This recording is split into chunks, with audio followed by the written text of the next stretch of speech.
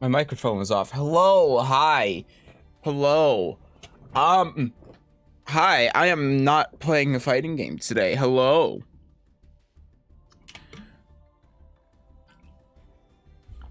Hi.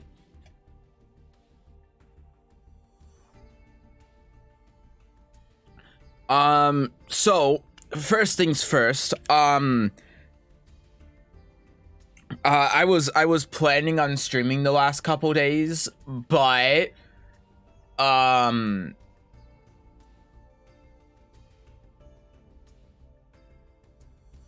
well, to be honest with you, my my my friend quit his job, and normally the thing is that we're only able to talk usually like on the weekend, but since he quit his job, he was um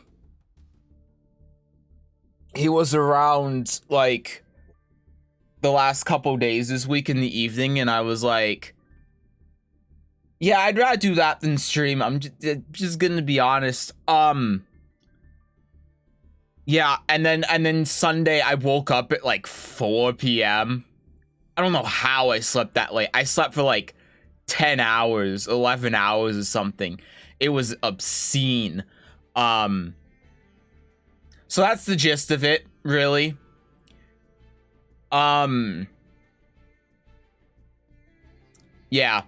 So, you know, here I am today. I have about 2.5 hours to stream, so it's going to be a short stream today. So that's why I decided to play Yu-Gi-Oh instead of a fighting game. It's just because I didn't have enough time to stream. But to be fair, today's stream wasn't on the schedule, even though I missed the other streams that were on the schedule. But today's stream wasn't on the schedule, so I'm off the hook. Except I'm on the hook, but you know, I'm here today. Listen, today we're playing Yu-Gi-Oh! Tomorrow we'll be streaming at normal time playing a fighting game. For today, Yu-Gi-Oh! Master Duel is having, as you can see down here, its 1 year anniversary campaign.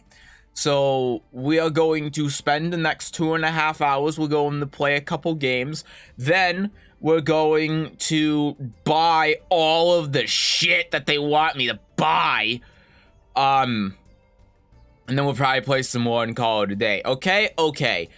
I need to update my this one. I play Labyrinth. Are you surprised? I really should put in Gozen, but I don't know. Yeah, I don't even own one. I have 450 dust though. Honestly, like Gozen, I feel like in Master Duel, Gozen and Rivalry are just insane cards. Right? What is Sprite just got added, right? What are the attributes of Sprite? That one's fire. And Elf is fire, the rest are dark. Yeah, it does stop them quite a bit. I feel like in a best of one format, like Gozen and Rivalry and Skill Drain and these floodgates are just obscenely powerful.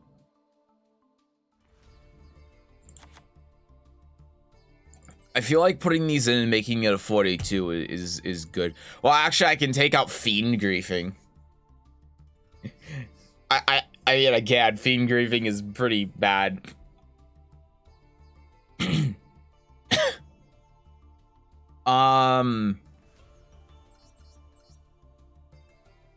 Yeah, honestly, Gozen is just so strong, I think.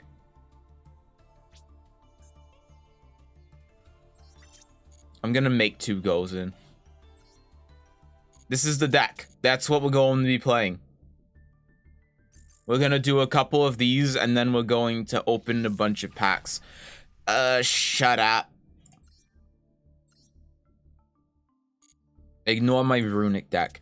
Where is... That's weather. You. Okay, I'm ready. You may notice I only have one Entis in the deck. That's because it's a UR. Hey, I'm going first. You know what that means? That means I've already won. Set rivalry, set goes and pass. It just wins you the game. I didn't get either. Oh, fuck. What the hell do I... What is this?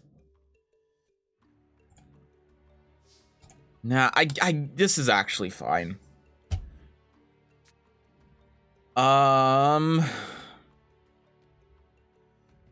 Yeah, we'll just activate Stove here. Get rid of the backjack. Set the welcome. And then we go...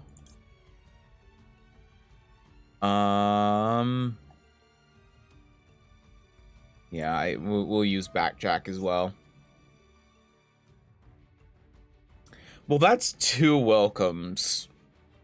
I guess I can set the compulse. Yeah. We'll do it like this.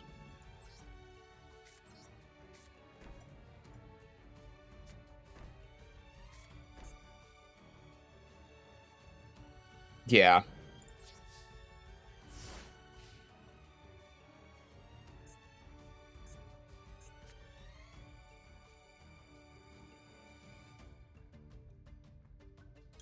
And then we'll use backjack here so we can just set the compulse right away.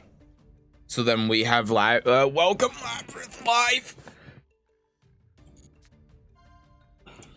And that one goes there.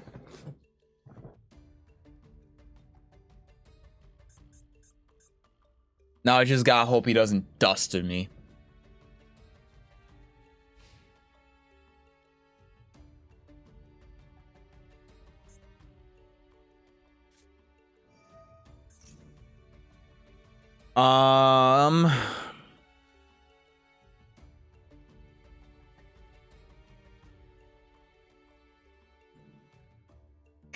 Okay.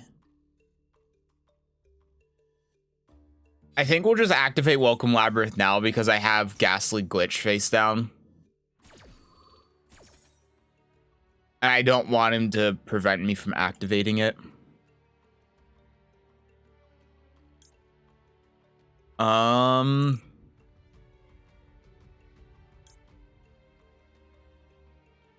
Do I just special summon Lady Labyrinth? Or Lovely Labyrinth? Lady is the one that's not in the game yet.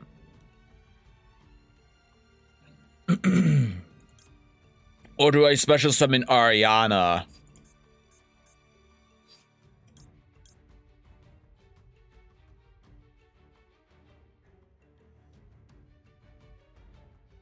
Oh no, wait, Lovely Labyrinth, you can't actually, Lovely Labyrinth, you can't actually special summon from hand. I'm so used to Lady Labyrinth now.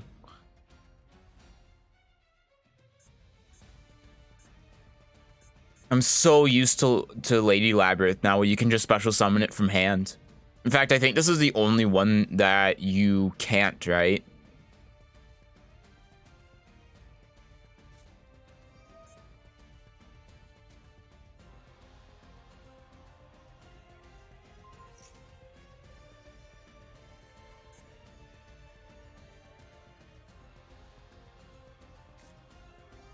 Okay.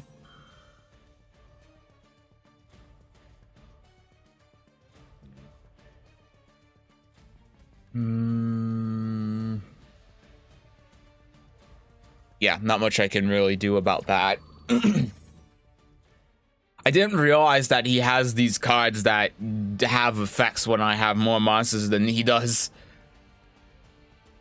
That's not great. If I knew this card existed, then I wouldn't have activated Welcome right away, obviously, but... Okay. The effects are negated, though. So that's fine. And then this card is destroyed, and then that lets him special summon an Ancient Gear monster. So he gets Golem.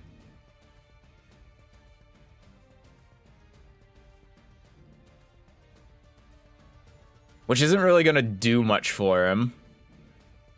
I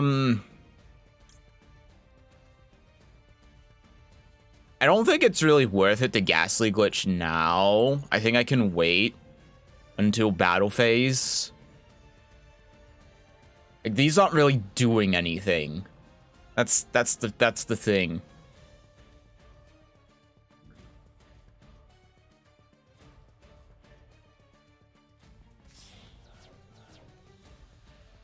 Okay, link off into Ballista.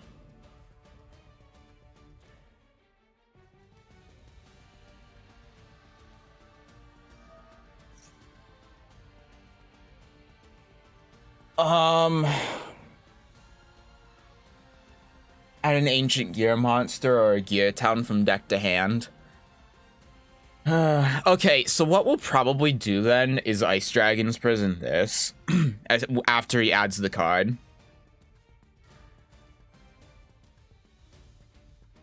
And then we have Ghastly Glitch for whatever's coming next, but I don't want him activating this effect. You can target a spell trap you control and a face-up monster your opponent controls, destroy that card, and if you do, change the attack defense to 0. Okay, so what did he add? Gear Town. Both players can normal summon Ancient Gear monsters for 1 less tribute. He hasn't summoned yet. This card is destroy, sent to the graveyard, special summon an Ancient Gear from your hand, deck, or graveyard. Okay. Honestly, I could probably just compulse the Ancient Gear Golem as well.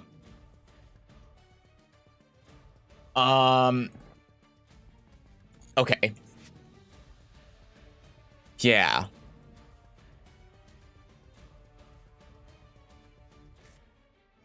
Okay.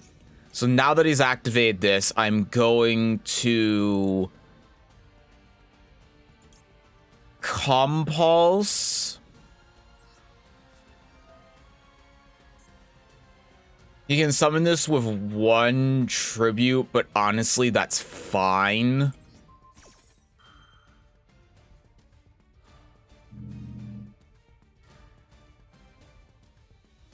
He has a response? That's interesting. And then will Ice Dragon's Prison, targeting this guy. And then we'll banish the Ballista. Honestly, maybe I should have Ghastly Glitch to get the Ballista and then Ice Dragon's Prison to summon this from grave just to have it hit the face, but I don't know. I feel like this is also fine.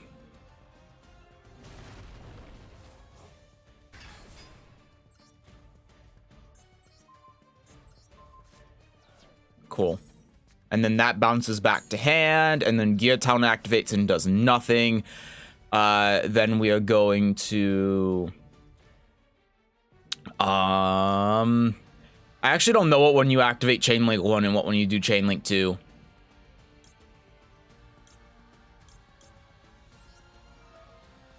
I guess technically, actually, you Stove Trobby...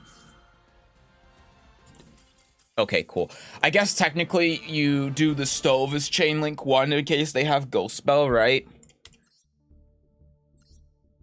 I'm not sure.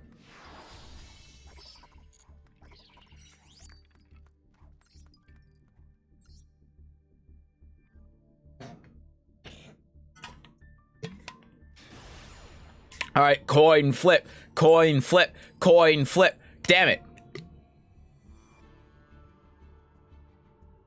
It's okay, this guy's playing a Dark Magician deck.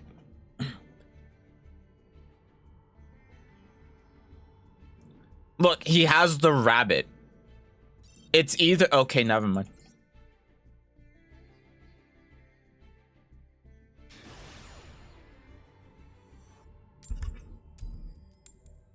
Hey, we win. I really should actually put, like, lava golems in this deck, right? I feel like it really helps going second, and even going first. It's nice to have it as a turn 3 option. I already have Welcome Labyrinth, though. I don't really need to activate Chandelier, I guess, right? I can just set the Welcome, and then, like, at the end of their turn, use Chandelier to say, no, Welcome. I think that's the play.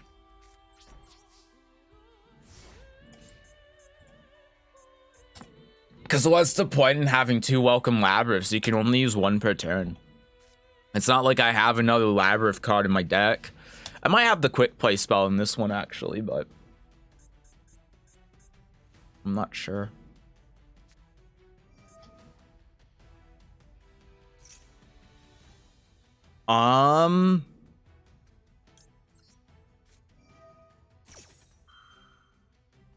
Okay.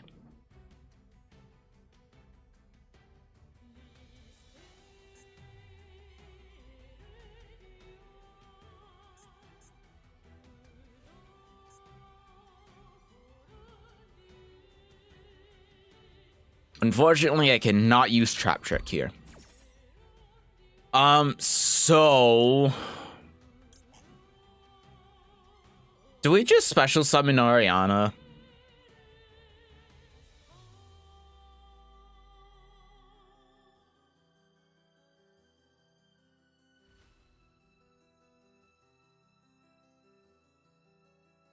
We special summon Ariana, add Archfiend, set Welcome at the end of the turn, activate Welcome, special summon Lovely Labyrinth, and have Labyrinth Archfiend. I think that's the play, because what is Lovely Labyrinth even going to do?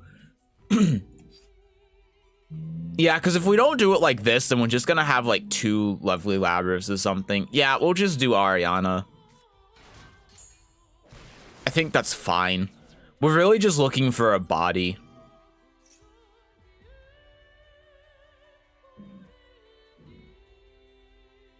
If you ash this, I'm dead. Okay. Actually, that's not even true. Oh, I could activate bring Labyrinth. Oh no, that actually makes more sense. Yeah, that actually makes a lot more sense to do it that way. Since I have the Chandelier, instead of getting the Archfiend, I forgot you can search the spell. So let's see if I die. Let's see what deck he's using. It really depends on the deck that he's using at this point. He has a 13 card extra deck. He is playing Sky Striker. Okay, I'm fine.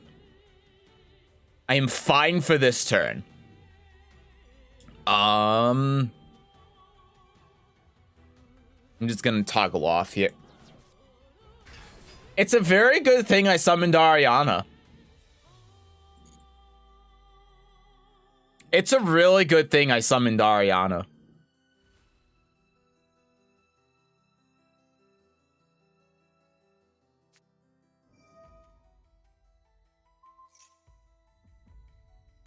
Okay.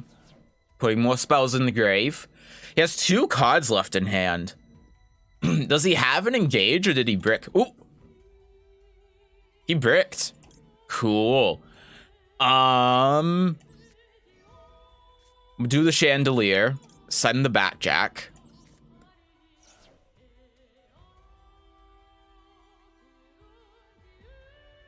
If he ashes this, then I'm just going to be called out as a greedy fuck for adding this instead of Welcome, but we'll see. I still think it was really the only play.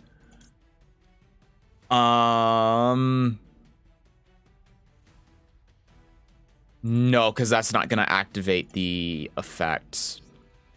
We got to do that after the chain resolves. And then we do it like this. It's weird that they don't specify. But Those aren't it. I guess I'll put prosperity at the top. And then these two are kind of like not gonna do anything, but yeah, those don't do anything.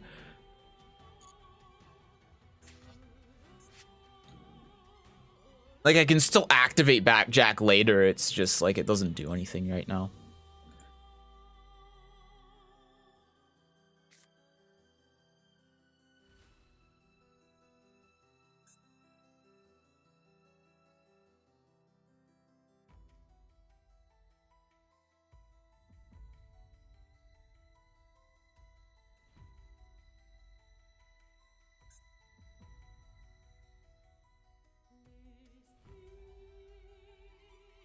So at least with this, he's probably going to use it's just that easy. It's just that easy. He went over his options and he surrendered. He knew I had the field spell. He knew I had Welcome Labyrinth. He sets the spell card. I activate Welcome Labyrinth. I summon the Lovely Labyrinth. I pop the face down. I hit him for 29, and then he doesn't draw any Sky Striker cards. Easy.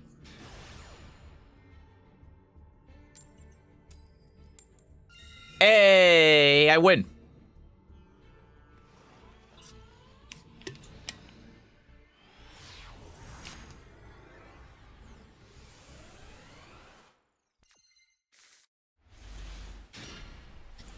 Oh, this hand is not great.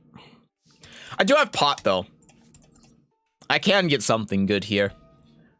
Let's get rid of 6. That...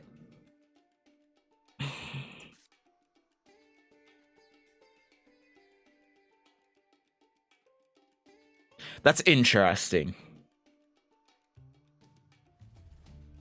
Because what I could do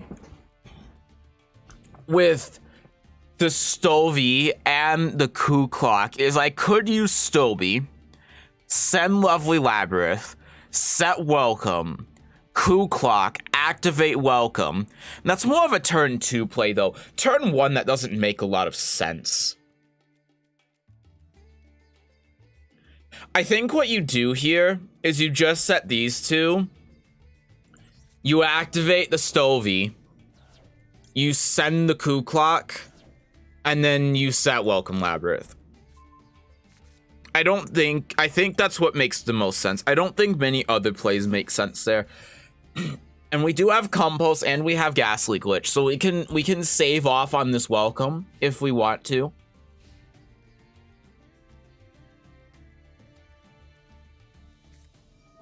Eldritch. If you choose the Welcome, you are so dumb.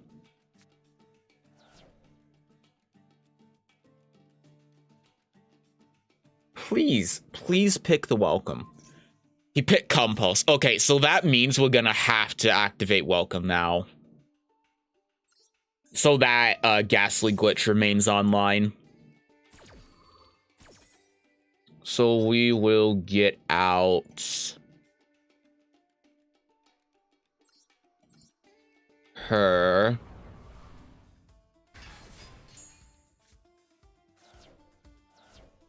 And then we can activate... Do we activate Archfiend, actually, or do we wait? Maybe we hold it. Yeah, I'm gonna hold it.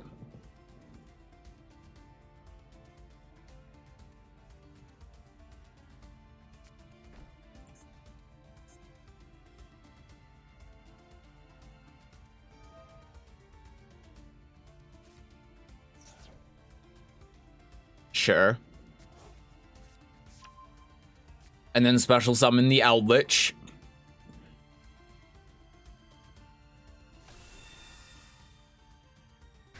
Yep.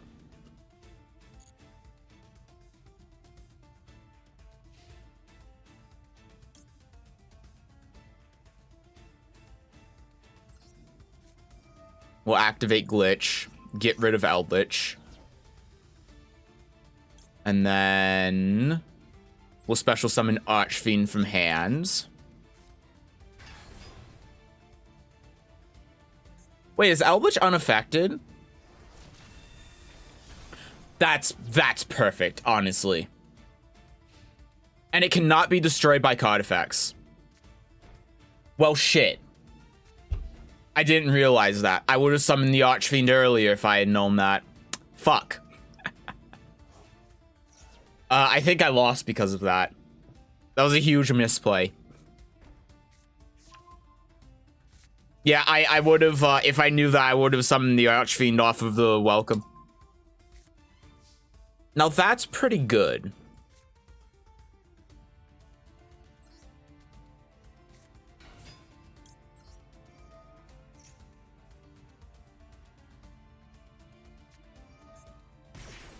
Skill drain.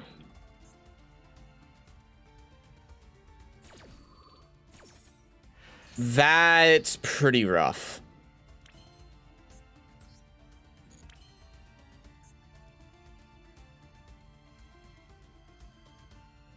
That's really rough. I think I lose here, but we'll see what his face downs are.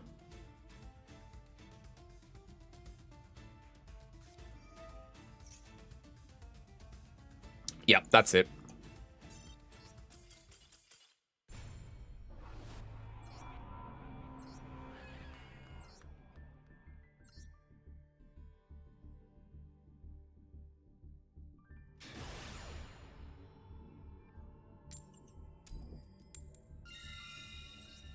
I just haven't been drawing very well, I think.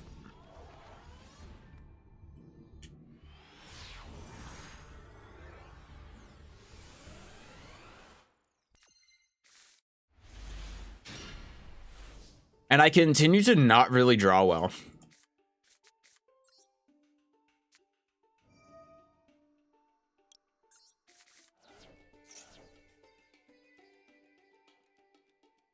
I'm not dead if I get ashed here.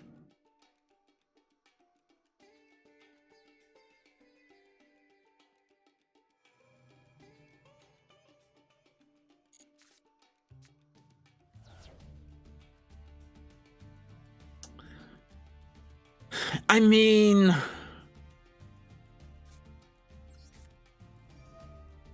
it's pretty good.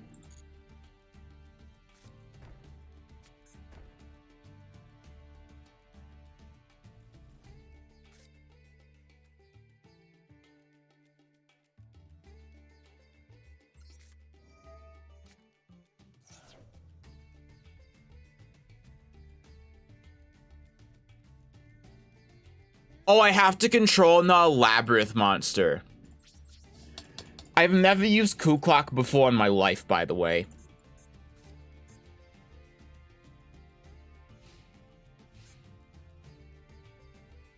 That's fine. Surely the Ice Dragon's prison will be online, right? I can't really activate Trap Trick right now. I mean, I could, but probably be a bad idea.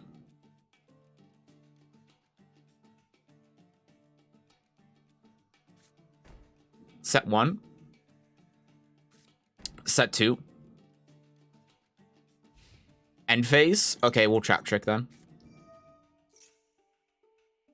Get rid of the welcome. Set the welcome.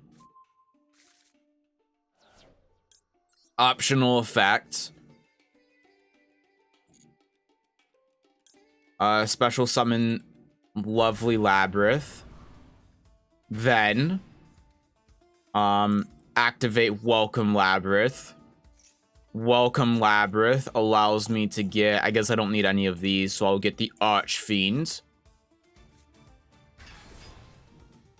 And we will use this effect here to pop this. Hopefully it's not waking the dragon.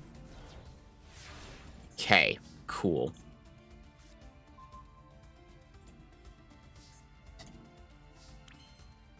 The stove is okay. We'll prosperity here. Wow, we still have 2 of the DD cards in here. I'll actually keep that.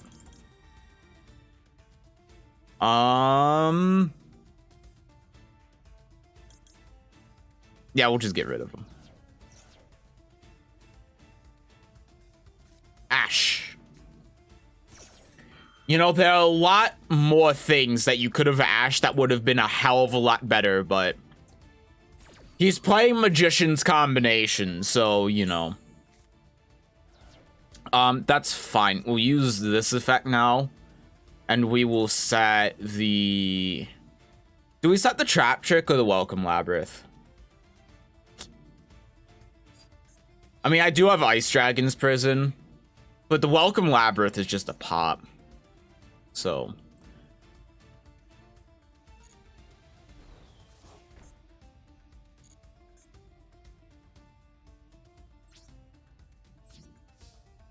And then we'll just hit him for a bunch of damage. He's probably playing Magical Cylinders.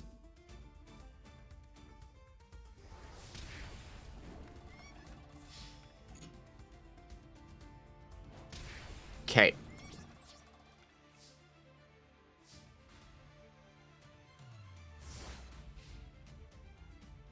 So we got Ice Dragon's Prism. We still have the pop. If he wipes up board, honestly, that's kind of fine. Dark Magical Circle. Okay, yeah, that's fine. I really don't care.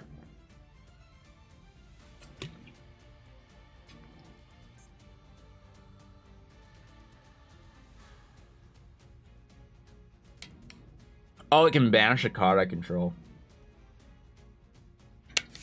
Again, though, that's kind of fine. It's a once per turn, right? Yeah, it's a once per turn. That's kind of fine. Like, what does he do? The worst case scenario, I think, is that he banishes...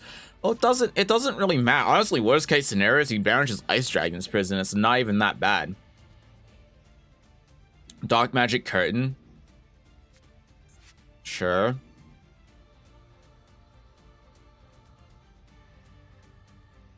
This card wasn't even usable in 2014. 2014, 2004.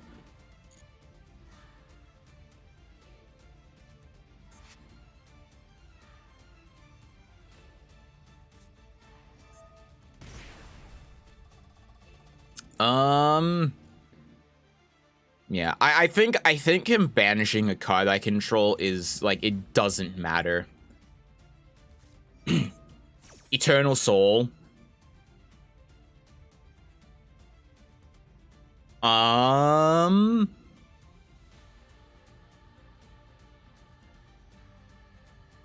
Yeah. Yeah. So he has to destroy Labyrinth then. That's the only choice that he has. And even then, I'll just chain Welcome and then pop Eternal Soul. Fuck nah, I'll pop the fucking Dark Magician. I'll just pop the Dark Magician. I don't think I care about this. Like, you can special summon one from hand to graveyard. Well, I guess I kind of do care. Alright, what are you picking? He is picking the field spell. Okay, that is the correct choice.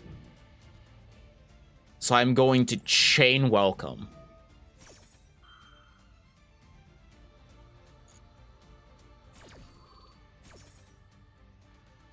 And I will special summon...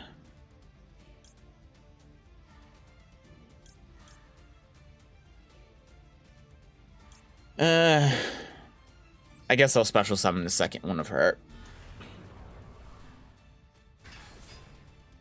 And then we will use the effect to pop this. And then that'll also destroy his Dark Magician. And now Ice Dragon's Prison is online as well.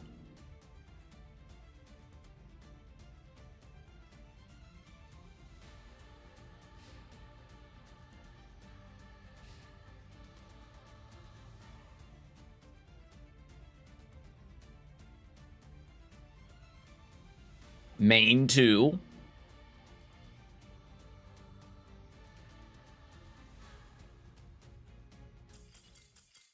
Damn it, I wanted to kill him with his own Dark Magician.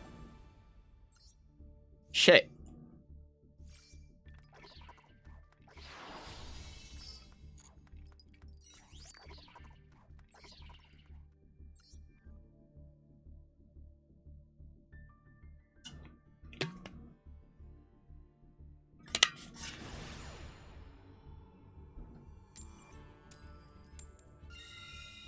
Yeah, win.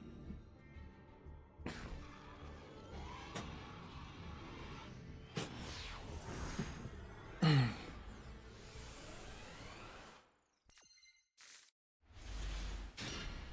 didn't know there was a Blue Eyes. I've never seen this before.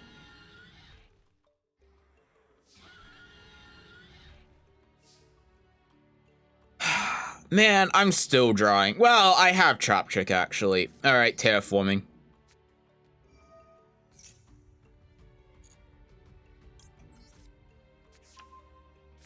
I do need to change around the ratios in this deck a bit, I think. I have not been drawing well at all.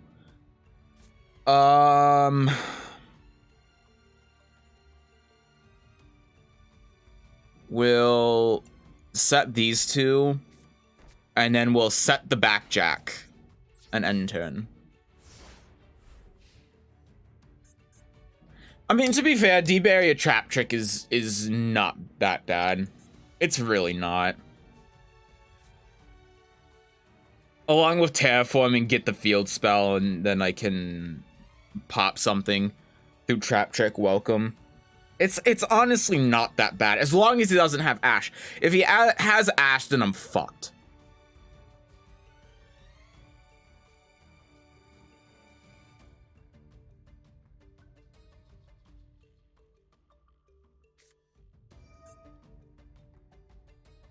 Extrav.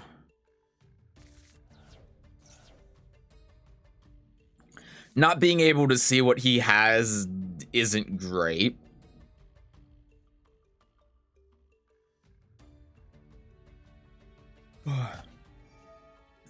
Oh, he is just playing Blue Eyes straight up.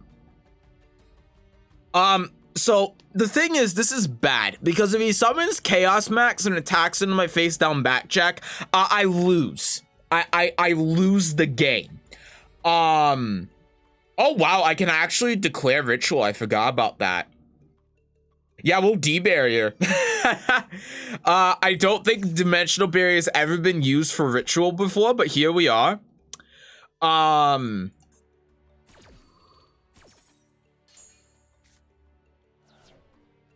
That works.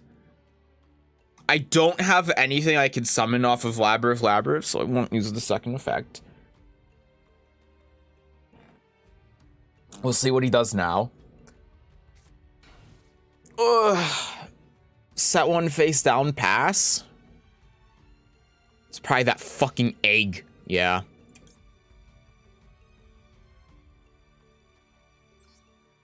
Well, Trap Trick. May as well.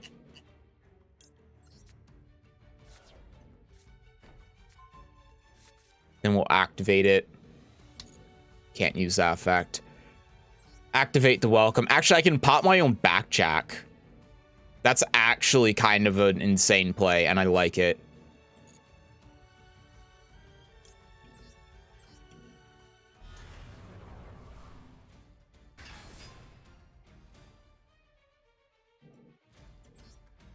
I'm gonna pop my own backjack.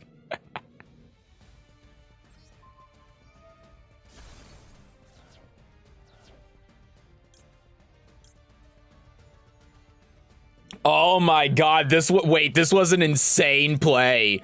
What the hell? This was crazy. Wait a second.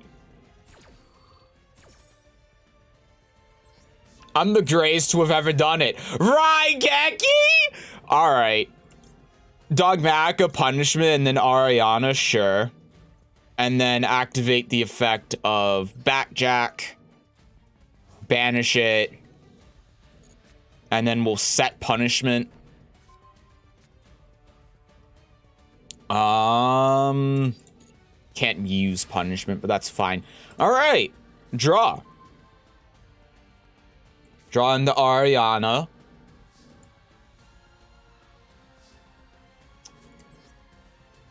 Summon Ariana, use her effects. Who do we add here? Honestly, I just want to add the Archfiend because the Archfiend gets over Blue Eyes. I think it's pretty strong. We'll then activate Lovely Labyrinth, and then we'll just set... honestly, the D barrier wouldn't be a bad option, but I think setting the Welcome basically does the same thing against this deck. Then we'll just go in the battle. I already know what this is. That is not what I thought it was. What the hell? That's not the egg?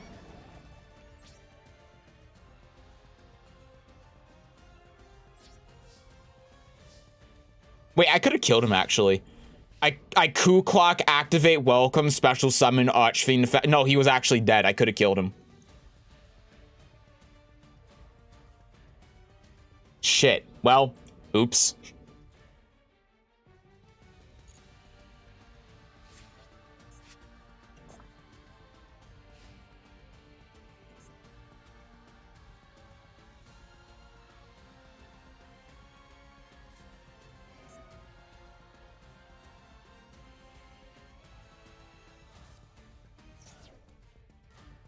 Sure.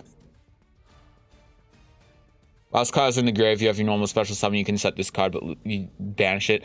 Target blue eyes you control this turn. That face-up monster is unaffected by card effects except his own and cannot be destroyed by battle.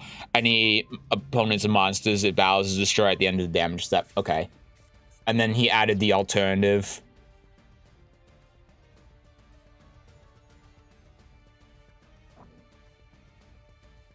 Yeah, sure. It's not a quick effect, though.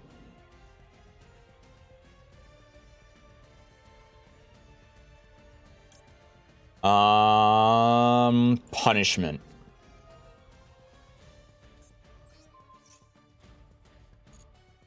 And we'll... Yeah, 500 Dragon's a funny one. Oh, you have a dragon? I have a dragon. And then we'll go...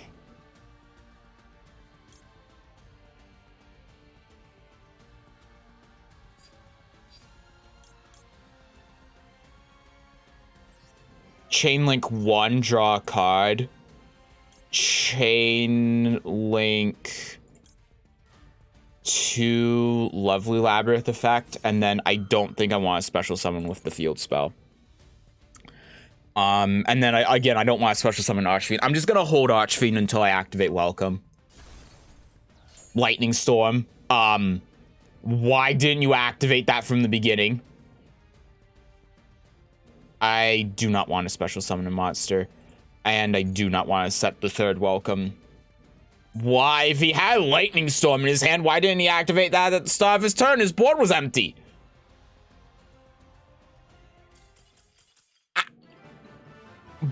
Blue Eyes players, man. I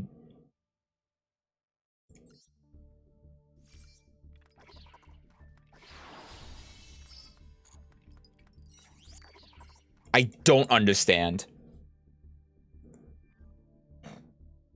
Ugh.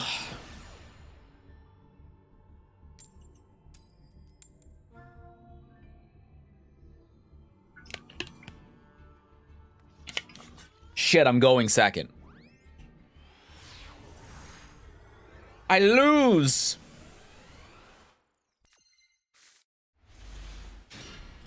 Wow, this is a god-awful hand. All right.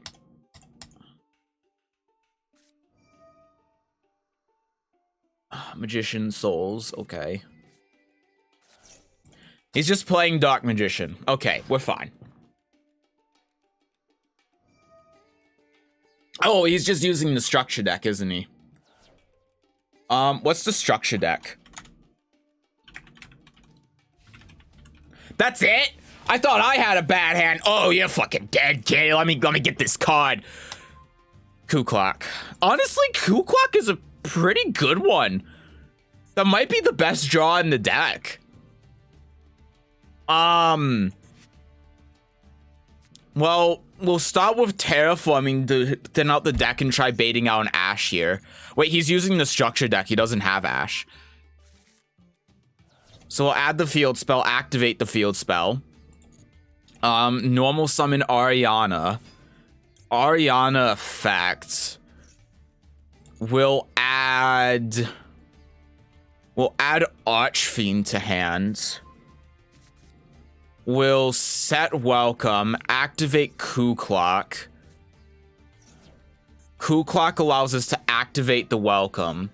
Welcome the special summon Lovely Labyrinth.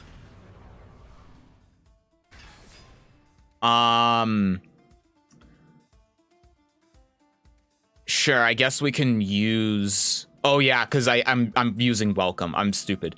I was thinking that wasn't Welcome Labyrinth that I activated, even though it clearly was Welcome Labyrinth. Anyway, Lovely Labyrinth effect. Chain Archfiend, the special summon itself. Oh, he's done. Look at this. That card pop. Dark Magician gone. Activate the Lovely Labyrinth effect to recycle the Welcome Labyrinth immediately. Set 1. Go to battle.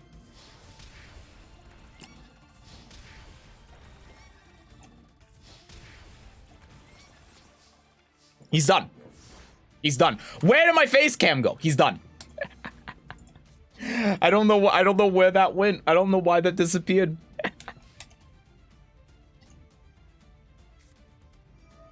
Ah! Honestly, this is kind of fine. Because I still have Welcome and I have Compulse, so I just activate Compulse and I get them back, and then I activate Welcome and I special summon one. I honestly don't care. It's really not that bad. A non-magician souls, okay, sure. Like, I activate Welcome here. Oh shit, I have to control Fiend Monster. Oh fuck, so I have to activate Compulse first. It's still fine. Magician of Dark Illusion, what the hell is this? What effect is he using?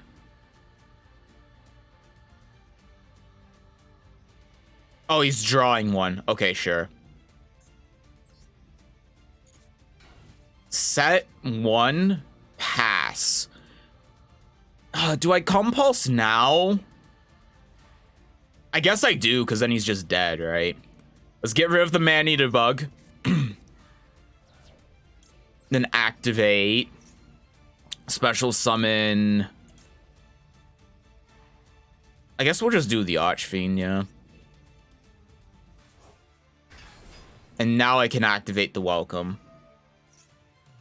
And then the Welcome will let me get her. And then he surrenders. Easy! Alright, we got to silver. Alright, hey, you want to open some packs now? Let's open some packs. So, if you don't play this game, which I think almost everyone who watches my channel doesn't play Yu-Gi-Oh! Except for like 2 people. Right now, this game is having its 1-year anniversary. Also, Yu-Gi-Oh! In general, well, I guess not in general, but like the card game, not in general, is having its 25th anniversary. And because of that, they are ripping us off. So, Seth, what do you mean by they're ripping us off? So, the first thing that they're doing is they're giving us a free pack. They're giving us free anniversary packs. And what's in these packs? Well, what happens is that you use one of these UR tickets to be able to get one of these packs at random that contains one of these URs. And one of these URs are... what's the word? Shiny. They're royal rares. They're whatever. The thing is, though, the cards in these packs are kind of shit. So, like, it doesn't really matter because the cards in here are really bad. They also are giving us these packs that contain alternate artwork of 2 cards. One's Owlitch, which I don't play, so I don't give a shit. One's Nightmare Unicorn, which I'm like, I don't really care. And as you can see in these packs, it contains the alternate artwork along with some other useless garbage. Just the one as well, you know, the alternate artwork along with useless garbage. So basically, they're having you pull for useless garbage in order to get the alternate artwork for one of these cards. At the full price as a normal secret pack. Just really fucking stupid. Then, as if it's not, it's already not, like, dumb. Then, we have this bundle. And this bundle is the first anniversary bundle. And what this gets you is it gets you a bunch of accessories. It gets you this Dark Magician profile picture. It gets you this circle like profile picture border. It gives you these cosmetic card sleeves and deck case, which, I mean, the deck case is absolutely nothing. It gives you this Dark Magician like menu thing, which again does absolutely nothing. It gives you this Royal Rare Dark Magician, which does absolutely nothing because Dark Magician is useless. And it gives you this playing field that both players have to have in order for you to see the whole thing, unless you and if they don't, then you only see half of it. So like kind of whatever cosmetics, and it costs 3,000 gems. But then they give you 30 master packs, which is useless. The master packs don't give you anything in there. They're completely useless. So basically what they're doing is they're saying, oh, you buy 30 master packs and then you get cosmetics for free when master packs are useless. So really what you're doing is you're buying like 1,500 gems worth of cosmetics and then you're getting 30 master packs half off, which still isn't really worth it. So it's a complete ripoff. Don't think, just consume product and get excited for next product. Yeah, that's pretty much what Yu-Gi-Oh players are saying. Now Yu-Gi-Oh players are saying that this is an insane deal. Mind you, 3,000, you get gems very quickly in this game, but 3,000 gems in this game, just to give you an idea, it is not $2. It is not $5. It is not $9. It is not $19. It is not even $31. It is $65 for 5,000 gems. So it's about $50 for the first anniversary bundle. It's actually $40. Okay, 40, 50, whatever. I'm not doing the math in my head. I just estimated. But, you know, $40, $50, whatever. Oh, but now you can get a limited time gen pack of 3,000 for 24. It's really shit. If I wanted to buy that, I'd buy the 350 and the 700. Yeah, no, I'm just like going in between and then estimating. Okay, I'm not doing the math in my head, to be honest. Either way, it's kind of a ripoff. That's the wrong thing. Of emotionally manipulative, one-time only deal. Yeah, and not only that, it's the first anniversary celebration.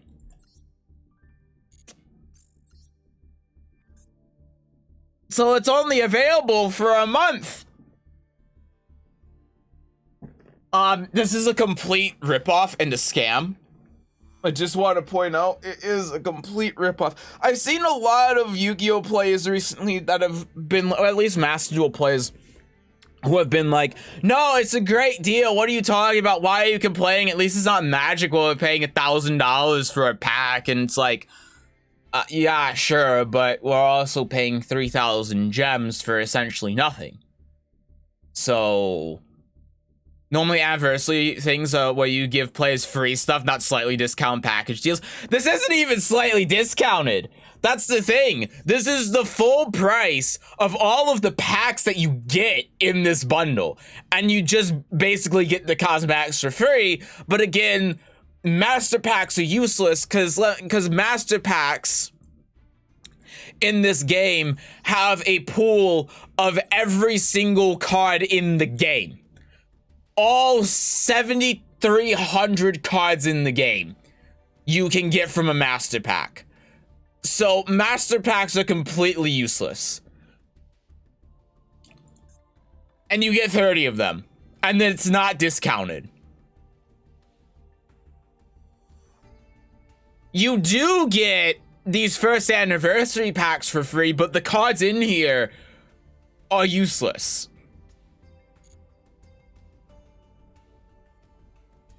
And you do get one free pull from these packs. So let's just pull this. Let's see what we get from these. So it's useless unless you're the kind of person who likes to collect every card in the game. Yeah, pretty much. And even then, yeah, but those cards are useless. All of these cards are useless. I can't use them. Now imagine that you want to pull the alternate artwork for Eldritch, which will never be available again, by the way. Although it might be available in Master Packs, what they said. They said might. But as far as we know, it will never be available again. 1,000 gems for every 10 packs. And if you get a UR, you have a 20% chance of actually getting the Eldritch. So that's cool. Like, you know, it's considering it's a 1-year anniversary thing. If it was like 500 gems, that'd be fine. But the fact that it's full price is stupid. It's ridiculous. Sounds like Shadowverse, they had special avatars available you could only get by RNG from packs, though those weren't limited time. And I think it's cool, and I'd be fine with it if, again, it didn't cost full price.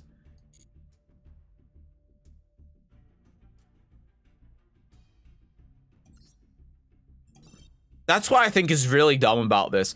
All right, we get 3 free pulls from these ones.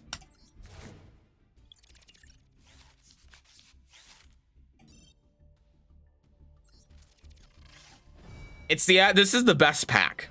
This is the best one. Let's see what we get. We got a UR. That card is completely useless. All right. From what I understand, the UI you can get here is anyone. It's not the one on the cover. But I hope that what I've read is wrong. I get the access code, because the access code Royal Rare is the best one you can get. So I'm really hoping here that I get the access code. Is by far the best one. Fuck! Ah, this card's useless! Ah, shit! Well. Yeah, and notice how it's not even in the preview as well. So, if I go here, the potential cards that I could have gotten out of here were the Firewall Dragon or the Cyberese Clock Dragon, and then the 2 good ones that you could have gotten out of here are the Access Code Talker and Signet Mining. But now, since I got the Firewall Dragon, I cannot get these.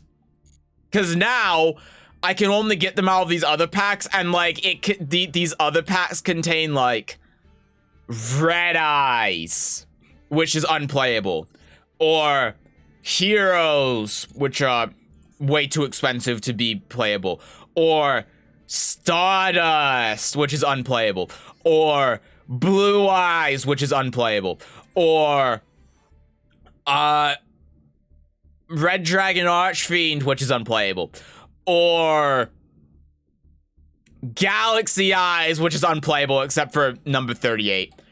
Or Pendulum, which is unplayable. So cool. The rest of these really don't matter. This is actually the second best one too, because Astrograph Sorcerer is at least real, like, in every Pendulum deck, but even then, it's like Pendulum is just a terrible archetype. I probably won't even get the Astrograph Sorcerer. I'll probably get fucking Zoc or something.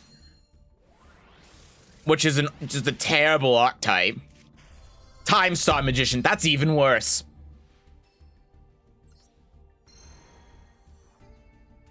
So cool, those cards are never going to be used.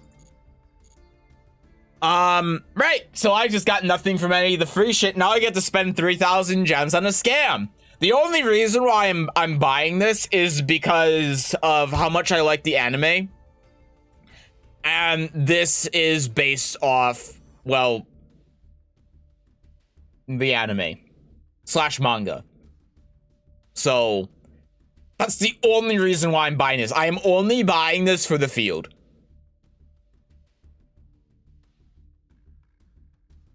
Because it's the Pharaoh's throne room. Magic the Gathering arena economy is horrific for new players, but at least they don't put cosmetics that people want behind RNG.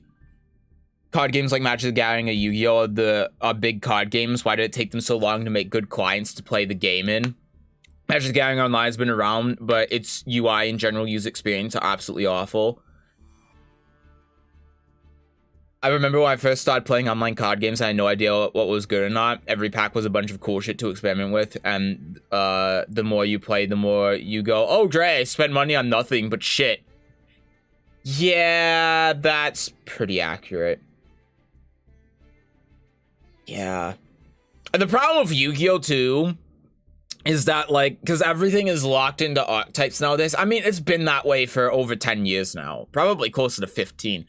But because, like, every deck in general is locked around archetypes as well, you can't just, like, pull from master packs and then make a deck outfit. I mean, I guess you can if the art person you're playing with is playing along, but even, like, at the most basic level, you can't do that, which makes it even more frustrating when you get, like, Time Star Magician. You can't just throw that into a deck. That card is useless. Outside of the Zeal archetype, which is unplayable garbage. But yeah, like, making clients for Yu-Gi-Oh! I mean, like, fan-made clients for Yu-Gi-Oh! Have been around for a very, very long time. Like, Dueling Book, Dueling Network, EDO Pro, those have been around for, like, what, 10 years at this point? Plus. But yeah, official... Konami hasn't real. Well, no, Konami did have Yu-Gi-Oh! Online. Do you know about Yu-Gi-Oh! Online?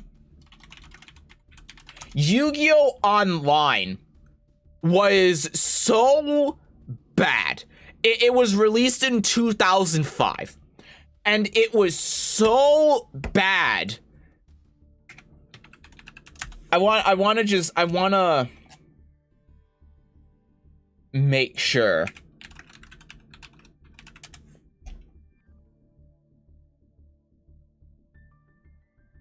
Okay, I can't actually find... Man, there's no wiki for this. That's so weird this game doesn't have a wiki page. But anyway, Yu-Gi-Oh! Online had monetization. God damn it. That was so bad that the game was banned in multiple states and countries because of gambling laws. The game was just outright like, you could not play it in, like, California and I think 3 other states. I can't remember them off the top of my head.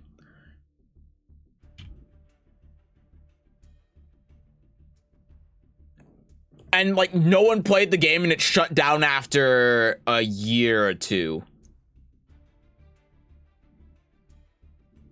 First pictures from MMOHut.com tells me all I need to know. When I first saw Magic the Gathering Arena years ago, I got tricked into spending a Mythic Rare wild card on a very shitty card for a very shitty deck.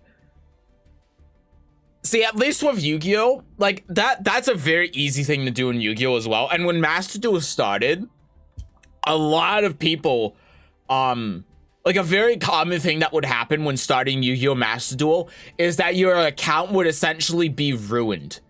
Because you would waste all of your free gems that you get at the start, and you get like 10,000 of them, unlike master packs or secret packs that have useless archetypes in it, because you play through the solo mode, and then the solo mode has you go through like a specific archetype and learn about that archetype, and then at the end it unlocks the secret pack for you to buy. You buy the secret pack, you get all of the cards for the deck fucking sucks, and then your account's ruined. So you have to make another account because you spent all of your free gems on a deck that is completely unplayable. And if you spend all of your gems on a deck that's completely unplayable, then you're not going to be able to do any of the missions to get gems, your daily missions, and you're not going to be able to participate in any of the events that get you gems, so you're never going to be able to make more gems, so then you're just stuck. So then you have to make a completely new Steam account to be able to actually play the game. Thankfully for me, I didn't have to do that because I haven't been playing, but I had been following Yu-Gi-Oh for a couple of years loosely. So I had an idea on like what was good and what was bad and what to look out for and such. The first deck I made was still like terrible, and I realize that now, but it wasn't unplayable. So there's at least that, but it's a very easy thing to do in this game as well. Magic Gathering Online had online leagues that you can enter. It costs actual money to get matches. It sounds like Tekken Revolution. Alright, I am looking at the card. Poor Moose saw this in someone's aggro pirates list and thought it was good. It must be. It's on this person's list. Let's see. When Rowdy Crew enters the battlefield, draw 3 cards and discard 2 cards at random. At random, if two cards that share a card type are discard this way, put 2 1/1 counters on Rowdy Crew. Oh dear.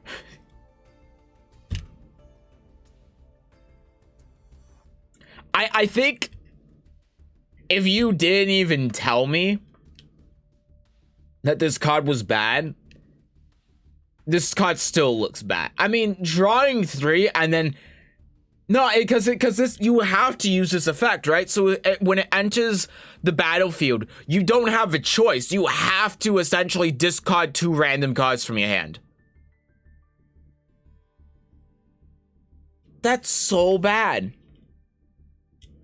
This is the highest rarity card. How? That's terrible.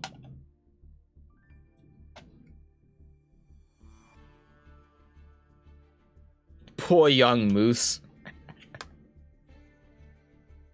All right, I'm going to buy this scam now. I have bought the scam. I have just paid $50 essentially for all of these master packs. It's honestly fine though, because I don't even want Sprite. I don't want Sprite. So, let's see what we get. Piercing the Darkness. That card is useless.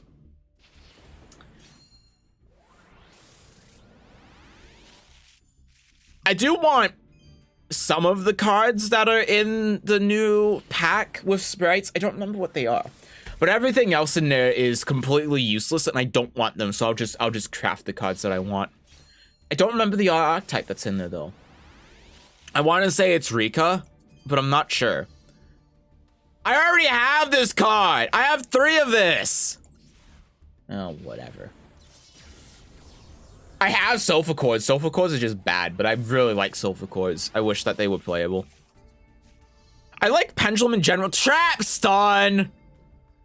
That actually might be useful in the future, genuinely. If there was a side deck in this game, that card would actually be incredibly useful, but... Alright, let's see. 30 packs. Can we get 1 UR?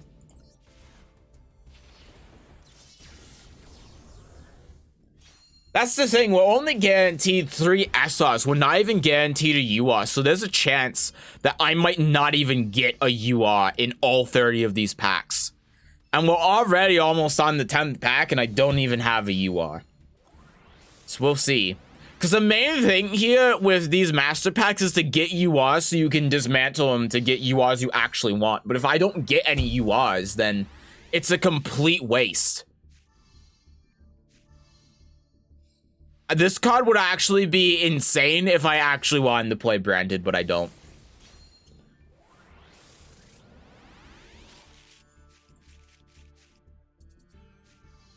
Plunder. I already have Sophia. And then this card is useless. Cool. I don't want to play Plunder. Even after Plunder gets its support, whenever that comes out, I don't want to play it. I don't care about Plunder. So that's more dust.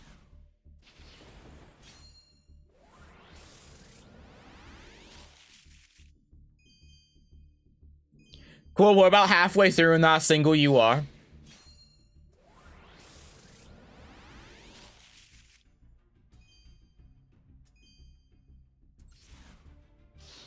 Still going. Oh my god, we got UR. It's incredible. I already have this card. Whatever. How am I getting a bunch of SRs and URs I already have? What the hell is this? It's normal summon. It's oh, this is a spellcaster. I thought this would be a plant.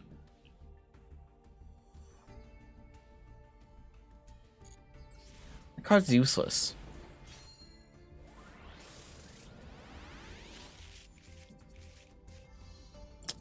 Okay, Punk card's actually good.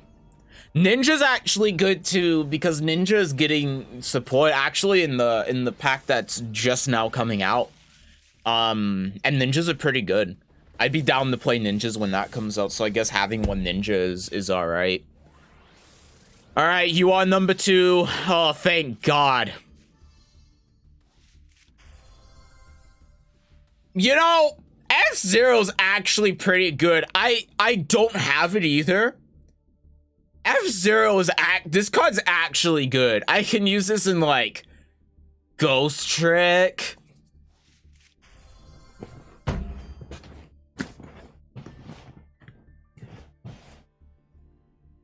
I was just playing this deck. What the fuck? I mean, I guess I got it shiny, but I just was playing this deck for an hour.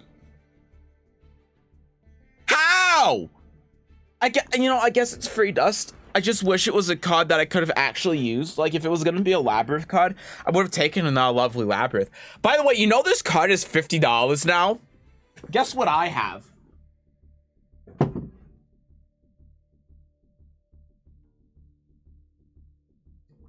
Where is it?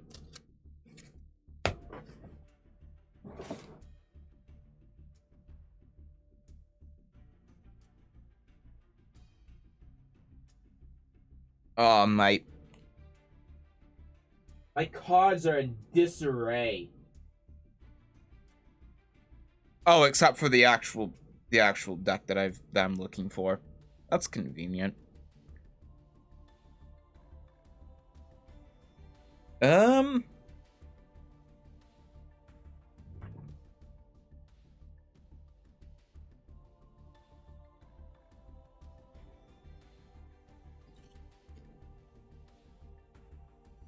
Gaze upon them. This is $150 worth of cardboard. This one's upside down. You know how much I got these for? I got these for 15 bucks. These are worth $50 now. I got them for 15.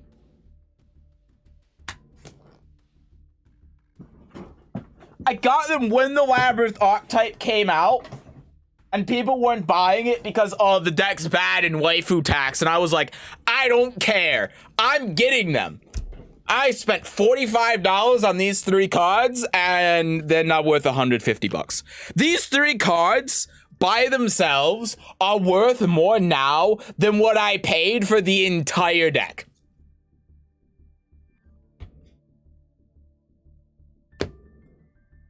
Alone. And then, like, the other cards as well. Like, this deck is insanely expensive, but it's also, like, tier 1 now. Like, I have 3 of this one as well. This is a $20 card.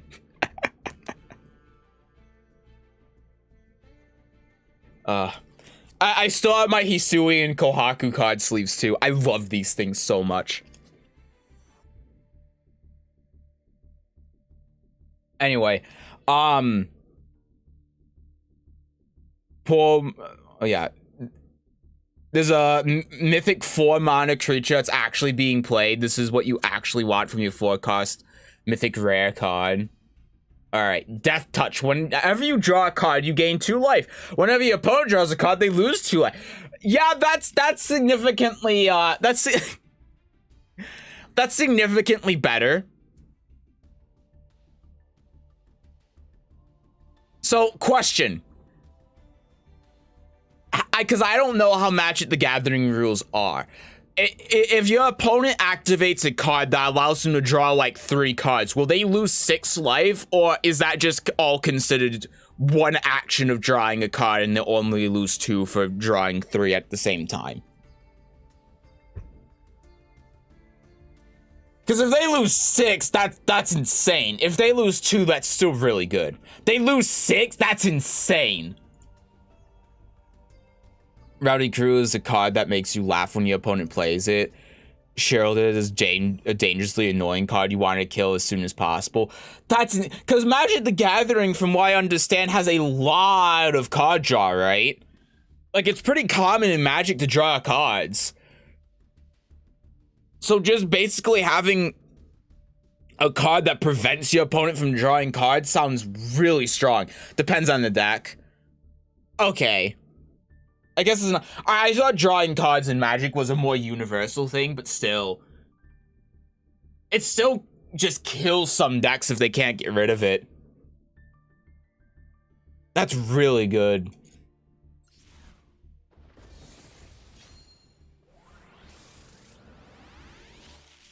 Oh, another UR for me. Castell is really good. Actually, this might be good as a generic card.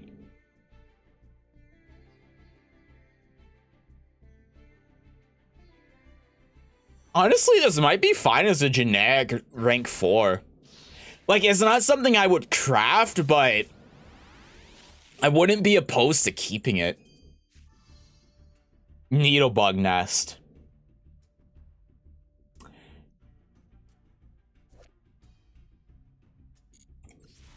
That's a Teal Limit card if I've ever read one.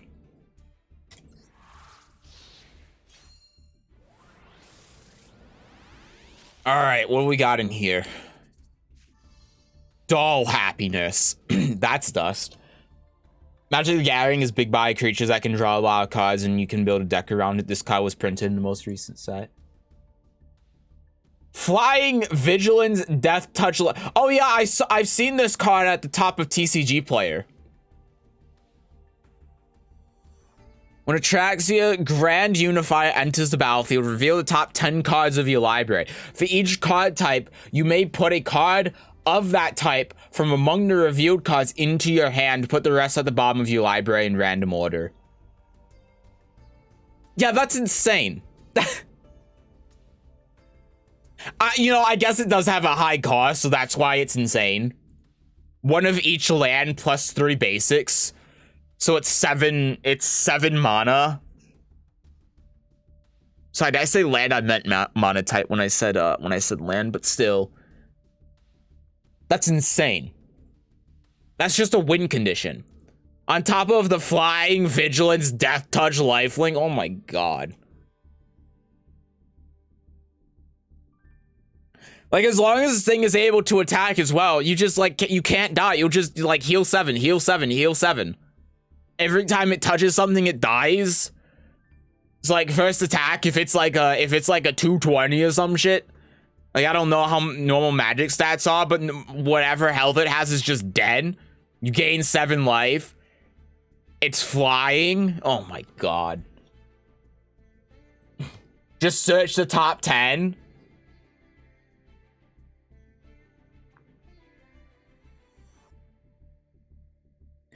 Thing about this one, it costs 5 mana and requires specific deck building and draw a lot of cards.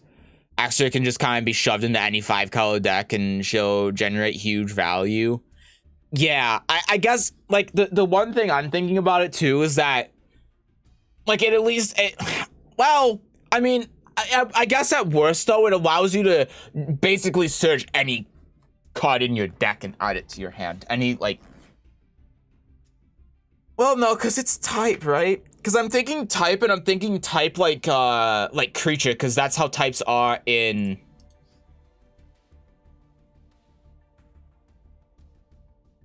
Yu-Gi-Oh. But I guess card type in Magic is different, because card type can mean lands as well, right?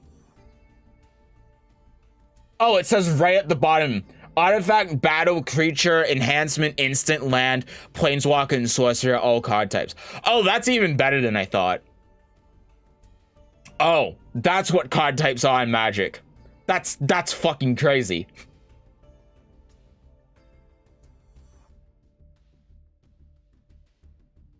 How much is this card going for? I gotta look.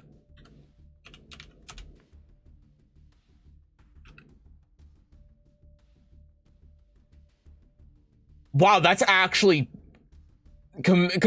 okay, if this was Yu-Gi-Oh, this card would be $100 easy.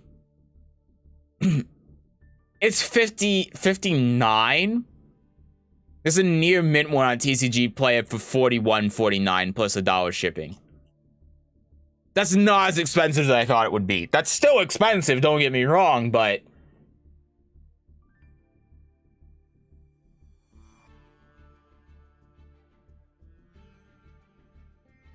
You can also shove Atraxia into Reanimate, a deck that doesn't even run all colors and cheat her out by turn 4 or something. Insane. I didn't read this other one, so this is 5 colored mana, flying.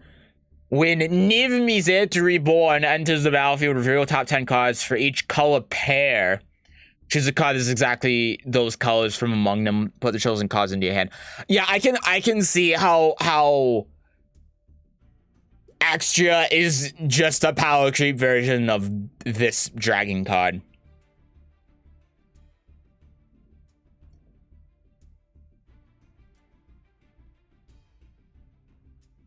Extra is just better, like in every way.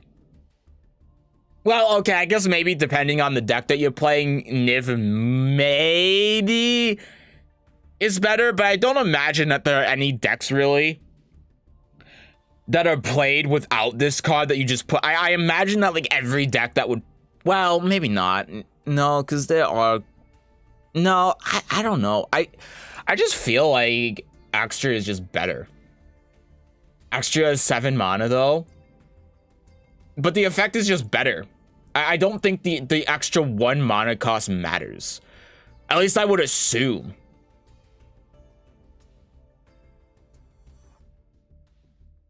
Niv decks have other cards that try to let you cast it easy, but Niv himself is castable by turn 5.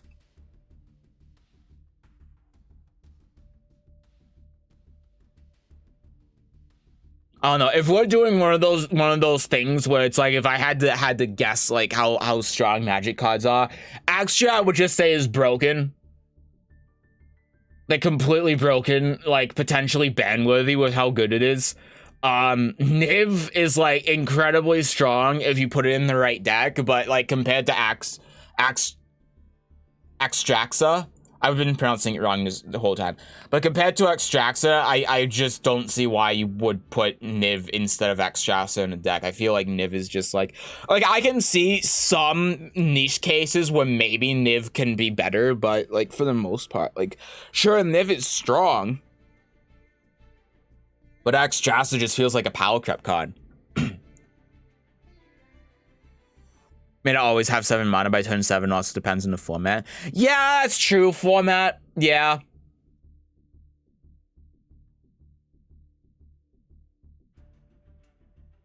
Yeah, because I guess if you are playing a format where the top decks already play like 1 mana type or even 2, but mainly like 1, then being able to get Niv out for 5 mana would be better in that case, but I can only see it in a case where the top decks are like that. Because if they're not, then I just don't see why you wouldn't play Extraxa, right? Or well, not necessarily Extraxa, I can still see why you would play Niv, but like if the top decks aren't like that, then Extraxa is just going to be better.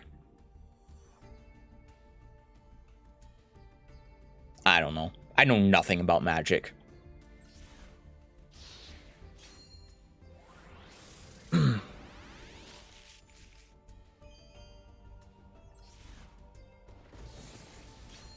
Ooh, another you are? Will I get something that's actually... No, it's not you are. Access code? What the fuck? I can't use 2 access codes. I already crafted one like a year ago. The hell? One, I already have 3 of this card. How am I getting URs and SRs I already have? Like all of them. Every single one.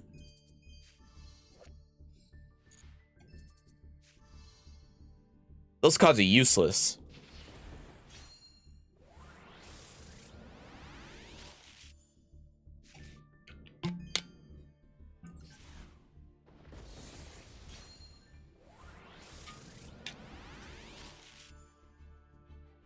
Boop. I mean, that's a good dino card, but I don't play dinos. And I don't plan on playing dinos.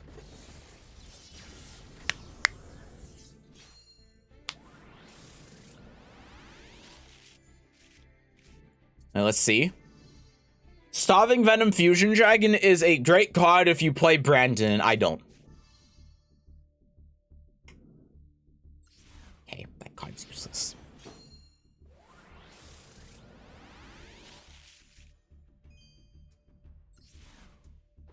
All right. Oh, wait, this isn't the last pack. Second to last. You are. Hopefully, it's Rainbow. There's a you are. That card's useless.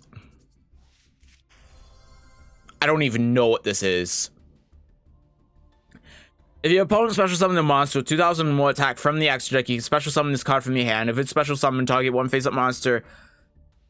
Opponent's monster with special summon from the extra deck. Neither player can activate that monster's effects while this monster is face-up on the field. This is useless, because it only has 2,600 defense. Like, you can just, you hit over it. What deck are you putting this in? All right. That's it. Last pack.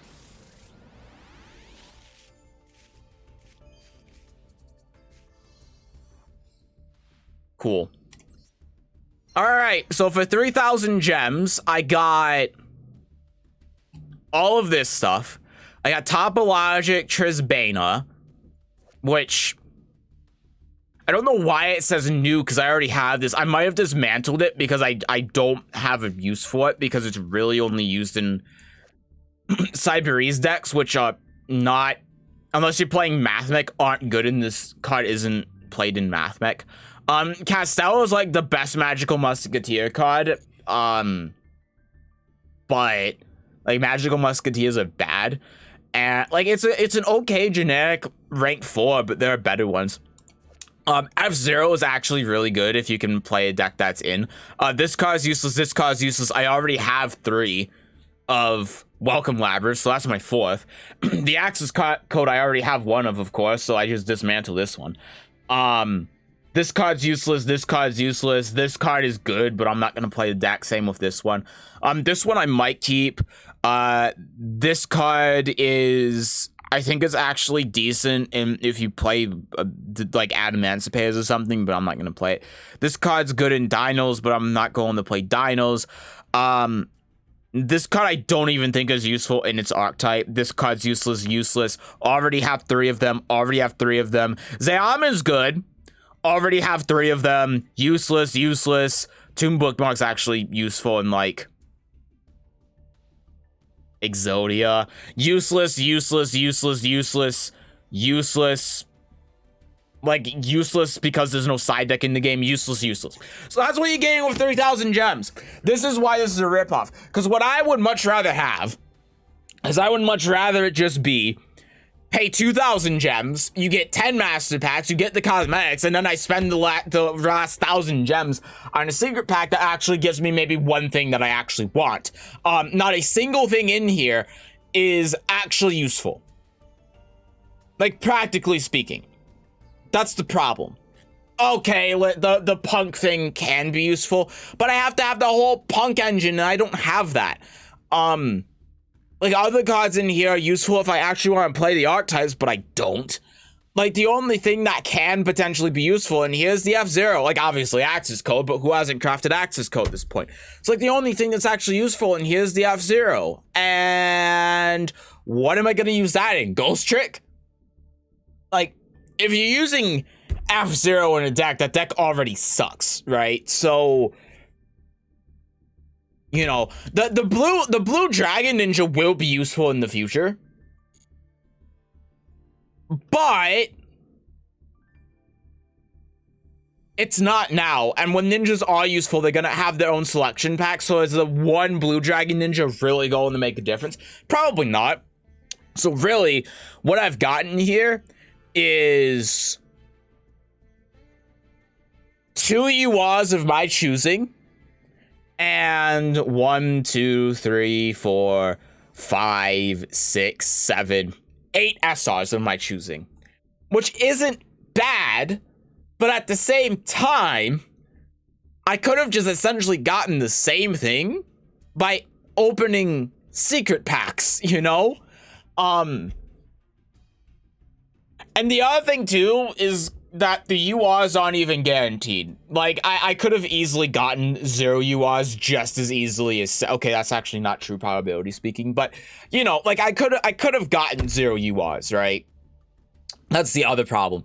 So we could have been looking at a situation where I got like 12 SRs of my choice and 0 URs, which would have been significantly worse. So I guess when you consider like 3,000 gems for the cosmetic and 2 free URs of your choosing and 8 SRs, is it worth it? For 2,500, I'd say yes. For 3,000, no. I really don't think so. Yeah. Yeah, it was kind of shit. But whatever. That's it.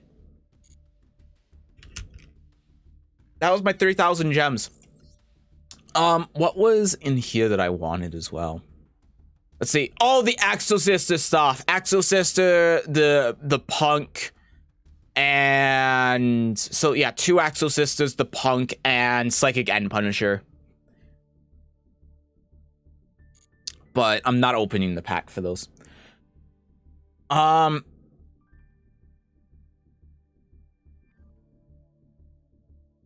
All right. Magic cards are like a good magic creature card, has impact on on the board the turn you play it. If a card needs to survive to your next turn to generate value, it's considered less good. Extraxa is amazing because even if the opponent kills her right away, she still draws you like 5 cards. Same with Nismet. Okay, yeah, when you put it that way, I can see Niv Mizzet being more playable.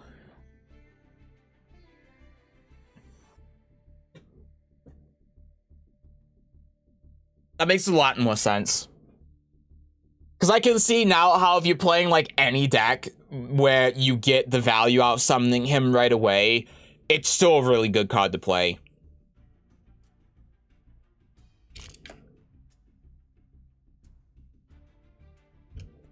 It's also a 6/6 fly that will kill you in 4 turns.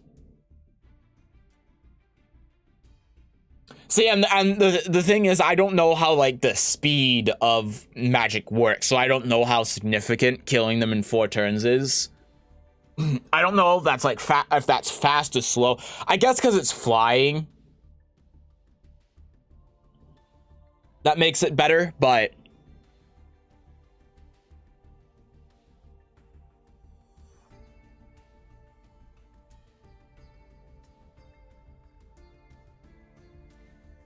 four turns is honestly not too threatening by himself.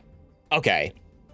That's kind of what I was thinking. But I guess at the same time, though, if you have a 6/6 flyer and you bring out even another like 3 attack flyer, then it goes from 4 turns to 2 turns.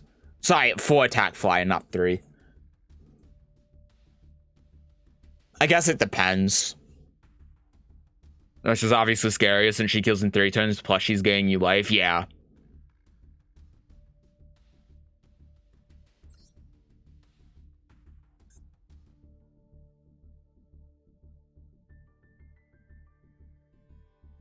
I do wonder if ninjas are playable right now. No, they're not. But like, how playable though? I don't know.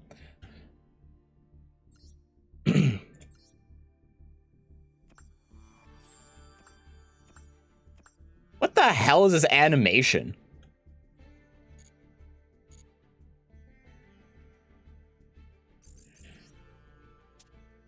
All right, I need to change my accessories. I need my dual field. I need my card backs. I need this. I need this. I need... Yeah, that's fine. I don't really care about the deck case. Who gives a shit? I need to change some things in here around. Why do I have 2 Ku Clock and 1 stove and chandelier? These ratios are a bit weird. I know I only have 2 Lovely Labyrinth because I don't want to craft a 3rd one because you're not going to play 3 of them in the future. So I don't want to make a 3rd one, even though right now you should be playing her at 3, I think. How many game gems do you get per day in Yu-Gi-Oh, and how much do packs cost? So typically you'll get a 10 pack, which is 1,000. Your daily gems, you get 120 from missions, and you get 20 for your login. At some intervals though, you get 50. Is it every 10? I thought it was every 5 days. Every 10 days you get 50. So you get like around 145 per day, and then every month or so there will be these events, and in these events you get gems for playing. So in here you get 2, 3, 4, 5, 7, 8, 9, 950, and then you'll get like 2,000 from rewards. So you get like 3,000 per event every month. So every month you'll get like 6,000. I want to say around 6,000, so you can open about 60 packs. 1 pack every week and a half. Yeah, well, 10 packs every week and a half. You get like 1.5 packs per day.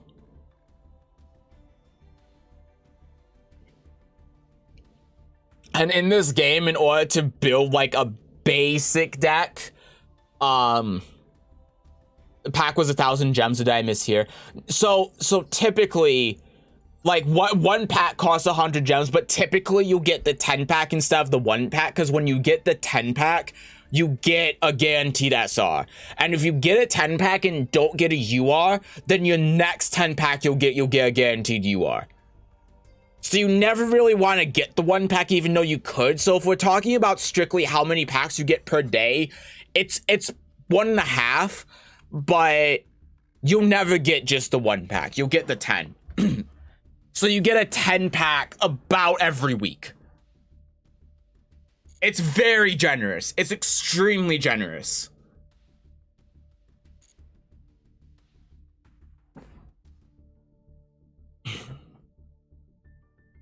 And then the dual pass as well gives you some extra gems as well. I don't remember exactly how many, but you pay 600 and you get like 800 or something, so it gives you 200 for free. It gives you 700, so it gives you 100 for free, and then you get a bunch of crafting material as well for doing it. I don't know what the rotation on this is anymore. I guess it's 2 months. It used to be... I've seen it at like 2.5, 3. Ow. God, my throat.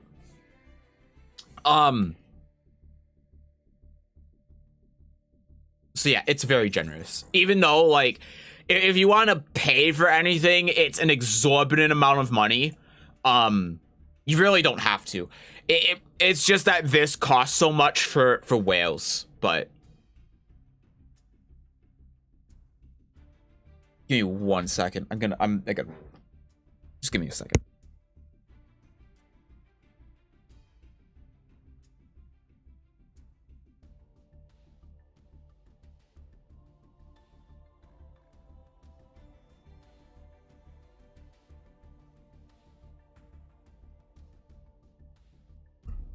Okay, I'm good.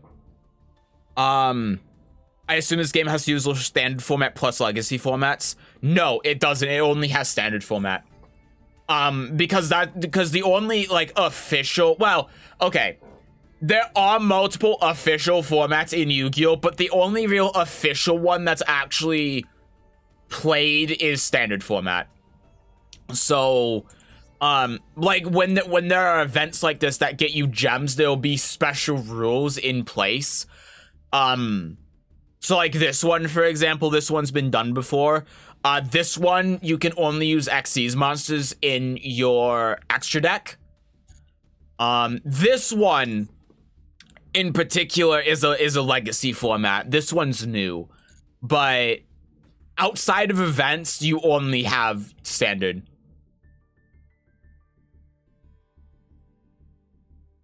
So that was $30 for 20 packs. Magic the Gathering Arena is about the same, though you'll be left with extra currency.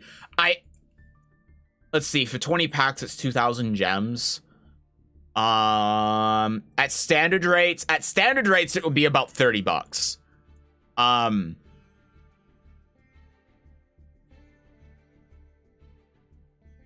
So yeah. Yeah, $30 for 20 packs. But again, the nice thing about this game is that you never actually have to spend money. I mean, I haven't spent a cent on this game because I refuse to support Konami in any way because Konami's a shit company. But like, I have all of these cards. And you can see how many decks I have. And I can make more. I can make, I think, 2 more that aren't in here. So that honestly makes me never want to touch it. I love being able to continue to use cards I really liked when they rotate out. Everyone that plays Yu-Gi-Oh wishes that there were like legacy formats, but the thing about Yu-Gi-Oh is that there's no set rotation. There's absolutely no set rotation. So like I can play in Labyrinth, for example. This card Dark Coffin, which came out in like 2005. You know. So like the thing is with Yu-Gi-Oh is that generally you can't play older decks because they're just not good. But it's not that you can't play the decks or the cards, you know, like even if we go to the like the structure deck that just came out. This one.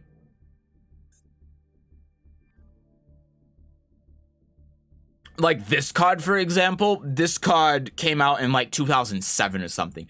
This card came out in 2004, 2003, 2004. Has never been reprinted, but you can use them. You can play old decks if you want. Like if you have someone else that you want to play with, you can make a private room and you can play with someone else with old decks. It's absolutely something that you can do. It's just, you know, other people are going to be playing more powerful decks. So you're not really going to be able to do that, but... So you have one giant card pool that's been power crept so hard, only the newest cards are good, basically. Yes and no. Because the other thing is, too, that old archetypes, like... I mean, the easiest example to give is Dark Magician. They get support with newer cards. So, like, a good example of a deck that I play is Weather. Weather came out in...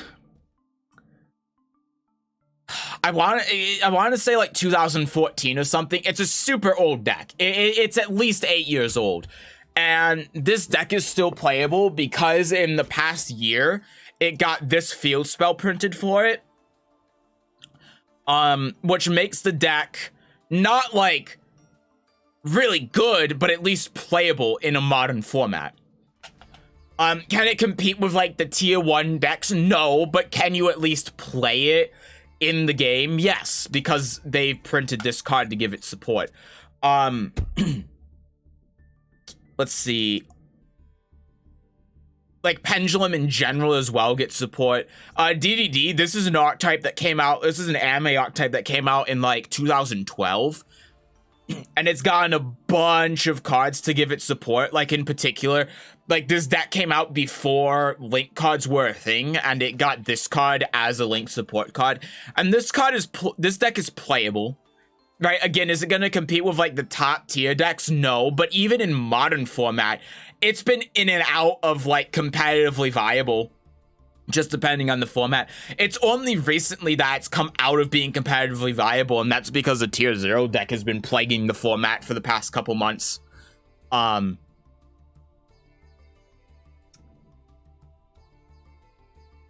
yeah, like in this game, a lot of old archetypes get support cards, and because of that, a lot of them are still playable. It just depends on when they get archetype support and how strong it is. Another good one too that just recently came out and is not in Master Duel yet is the Ninja cards. So like Ninja has been an archetype for forever basically. Like some of these Ninja cards, like this card or this card. This card has existed since the 2000s. I can't remember exactly when, but this card has existed forever. And even now, ninjas are getting new support. Like in the new pack that just came out last week, ninjas got a bunch of support cards that make them actually rogue tier. They're playable in a competitive environment. They're not very good, but they're playable. So, yeah. It depends a lot on the archetype. But that's the gist of it. Konami is very good at giving old archetype support cards to allow them to be playable in a modern format. So...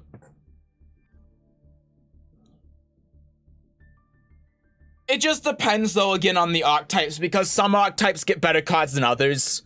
So some old archetypes might get support cards that just aren't very good and don't make them playable, whereas some other archetypes might get extremely good support that make them actually competitively viable. It varies a lot, but it's at least enough that if you don't care about the competitive aspect and you care about the casual aspect, a lot of archetypes you can play casually. It really only makes a difference if you're playing in like a competitive format against the top decks. But even at locals, right? A lot of these decks that aren't necessarily good, like Weather, for instance. I play Weather at locals.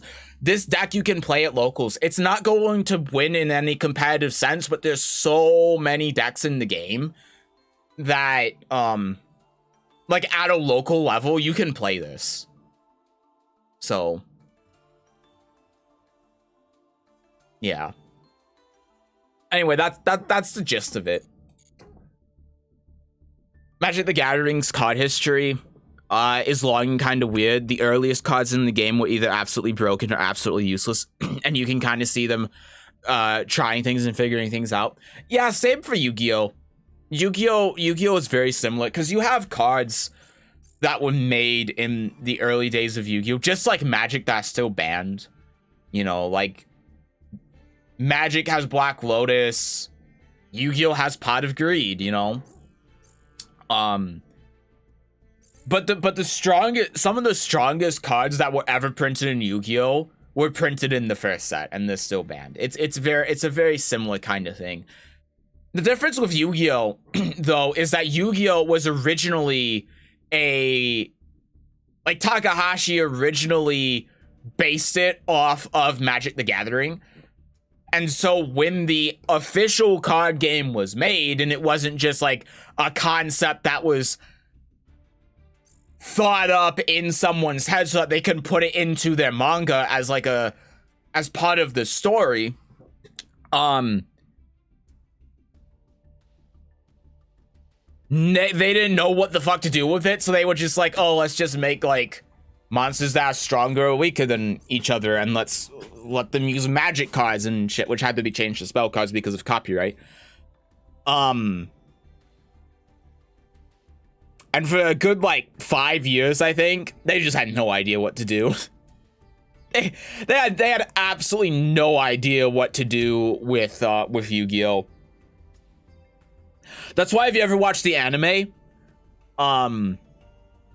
particularly, like, DM, but also the original, the life points are set at 2,000. Because Takahashi again was replicating magic, so instead of having 20 life, you had 2,000 life. But it was very much the same thing. And then you had like lands that had effects on the monsters, and the monsters could have like flying attributes or not flying attributes and stuff like that. In the earlier days of the game, the designers design cards at higher rarity under the assumption that would be actually rare, that someone wouldn't have 4 copies of it in a deck, and they quickly stopped doing that. You've probably seen this card before, but this is an example of assuming rarity actually meant something. Oh yeah, Shazza. Yeah, I've seen this card. This card's very funny. Imagine playing a card game with your friend who plays that card. This card is currently banned and all, like, yeah, I know that card's banned, but it's funny. It's a very funny card.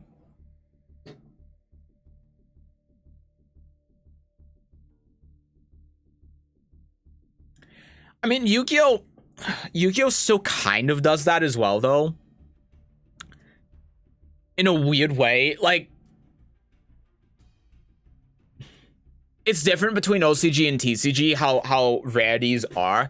But generally speaking, if you have a card in Yu-Gi-Oh that you're only going to play one of in a deck, then it will be made of a higher rarity, and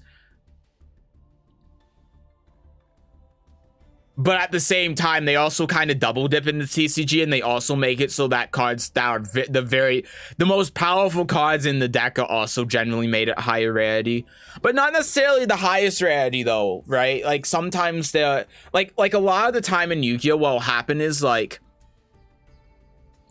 out of 30 sets that have archetype support, there'll be like one card that's printed at the highest rarity, and then the rest are printed at like the rarity below the highest rarity. And well, the rest of the really good cards, and then the rest of them are printed at like rares or normals or commons and stuff. Sometimes though, you have archetypes like Labyrinth, where all of the cards that are printed for this entire archetype are printed at the highest and second highest rarity for some reason. But in the OCG, what they do instead is they make it so that cards like that, like the one-ofs or the really strong cards, are printed at 2 rarities. You have one rarity that's like like a lower rarity, like something that makes the card actually affordable, and then they print it at this really super high rarity that you get one in every like 5 cases or something that's worth like $1,000. And that's how the OCG kind of balances it out. So it makes it so that if you want to just play the deck, then it's very affordable to do so.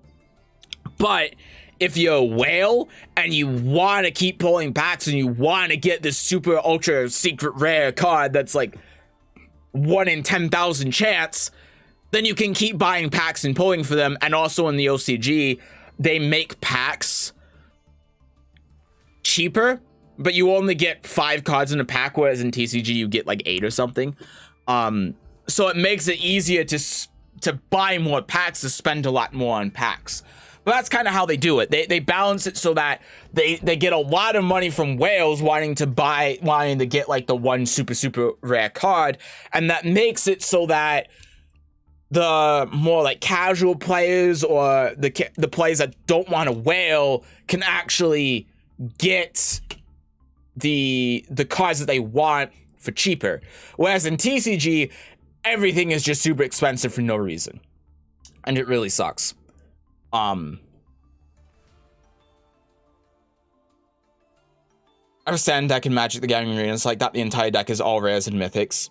It somehow already happened to have most of the cards. Yeah, so like Labyrinth, I have that now with Labyrinth. Because Labyrinth, I'll just show you how Labyrinth is. On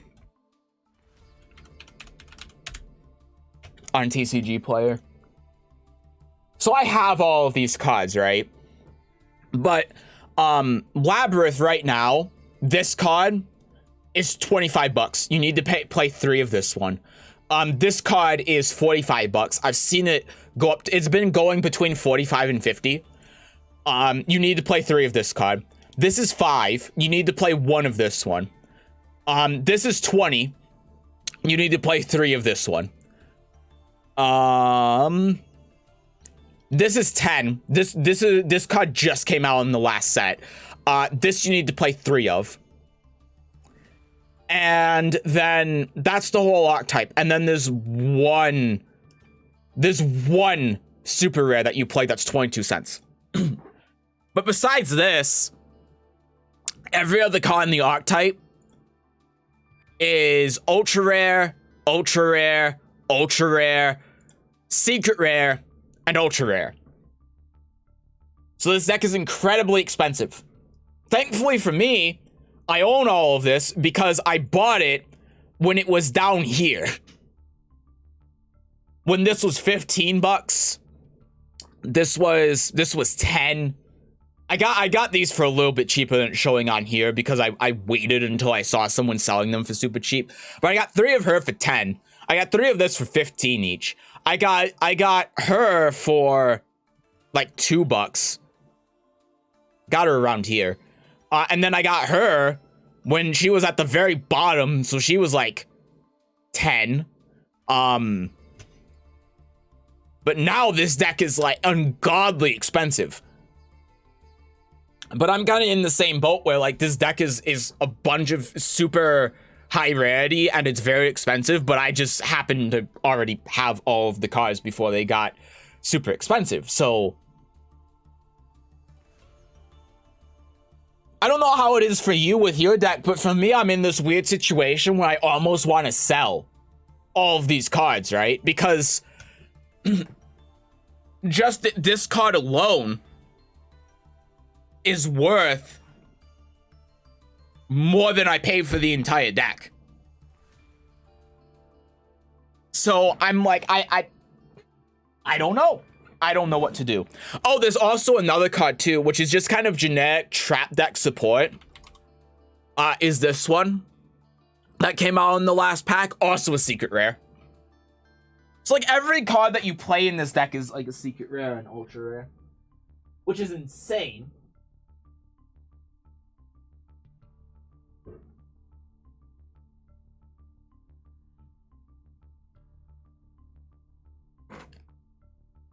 But let's see if I can find all of these. The only cards that you play that aren't secret or ultra rares really are like the cards in the extra deck and Dimension Shifter. And then like Solemns and stuff, but you know.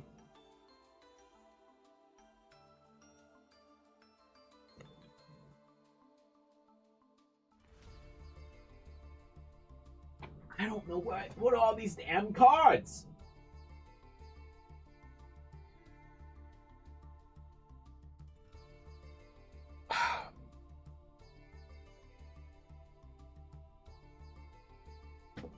Oh, I put him here.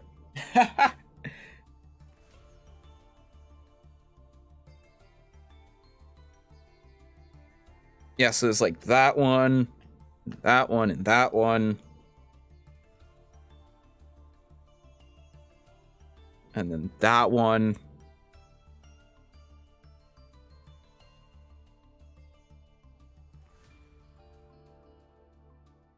That one. That one. That one.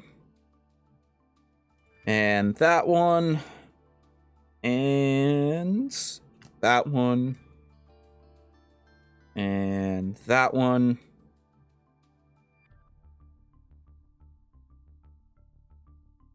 And then I may as well throw these in here as well. Yeah.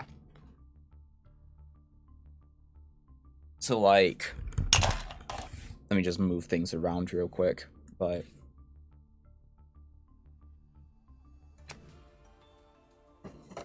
yeah, so like this that I have here, these cards, this is, let's see, $150 of cardboard. This is 75. Last time I looked, this was actually 20, but it's been going up. People have been buying them out. So, you know, this is $225 just right here. Then this is 60. So that's $285. This is another 5. So that's $290. And then these 3 imperms here are $10 each. So that's over $300 of cards. Just here. Like, it's legitimately one of the most expensive decks that you can have in the current format. It's a tier 1 deck now. Well, tier 1/tier 2. It's kind of arguable. But it's like the most expensive deck because they printed everything in ultra rares and secret rares.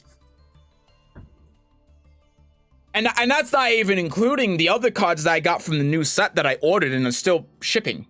I mean, those will add another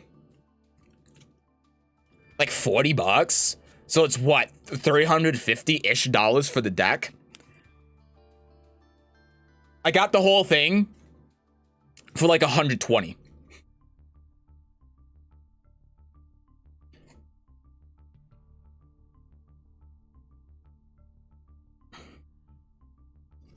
So that's why I'm in this weird predicament where I kind of want to sell the cards because it would be such a huge profit, but at the same time, I actually want to, like, I bought the deck because I actually wanted to play it.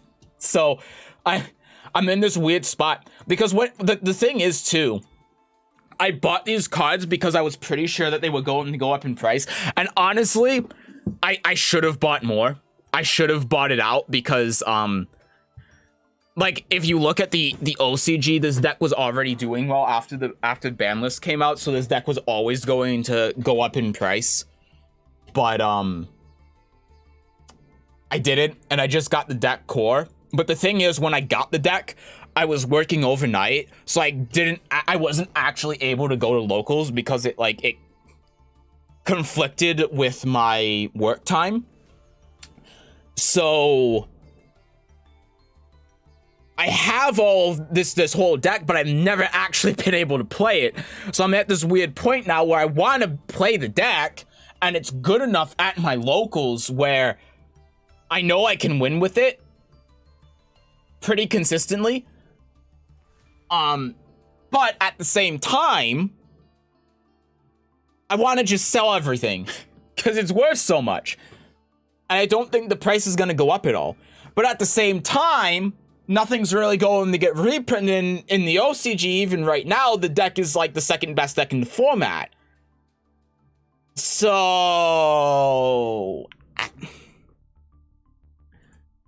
I don't know. It's weird. It's in a really weird spot right now for me. But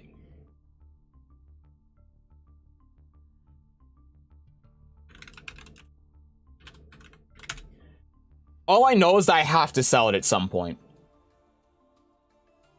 I just have to time it. That's the thing. Because I have to sell it because they're going to be reprints, and as soon as there are reprints, the price is going to tank.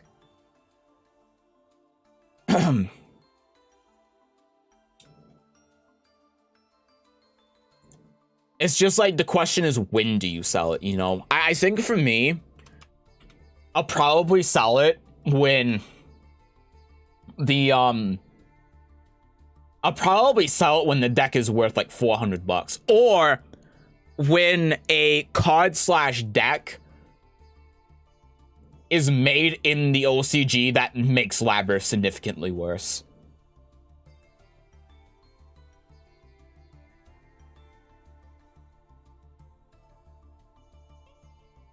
I just have to keep a lookout.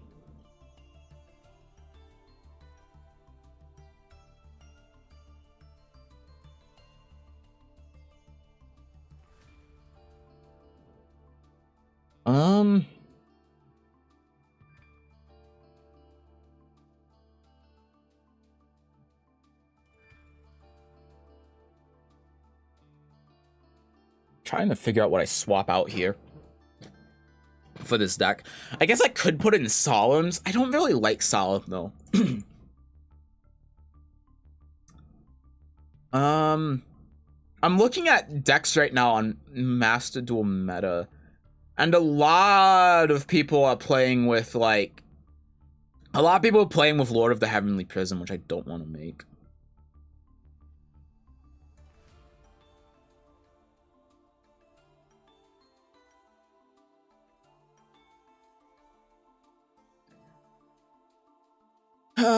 I mean, I think this is kind of fine. It's just like, again, the ratios are a little bit weird, and I don't like it. But maybe I've just not been drawing very well. I don't know. I guess Lord is actually pretty good for dealing with back row removal, because that's been a big problem. I don't think I need 2 Kuklak. 2 Kuklak just doesn't make a lot of sense. I guess I get rid of that and I add a Chandelier, maybe. Like, maybe I do this, right? 41 card deck. It allows me to search more consistently. I think that's fine.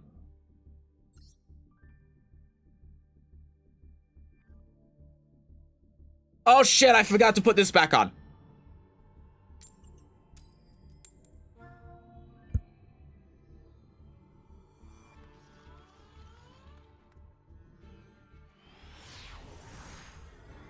Yeah, I don't know why, but for some reason, Control, Alt, and Shift turn on and off the scene in OBS for my webcam. I have absolutely no idea why.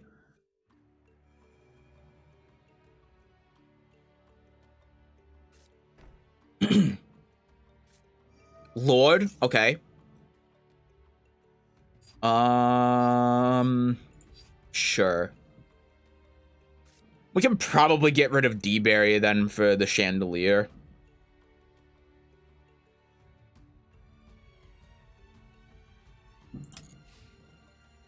Okay, Lord, and then end phase. Use the Chandelier.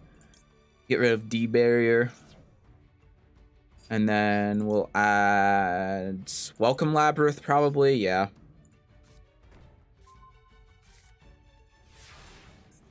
I'm not afraid of the Imperm column. Wow, that is the worst draw in my deck.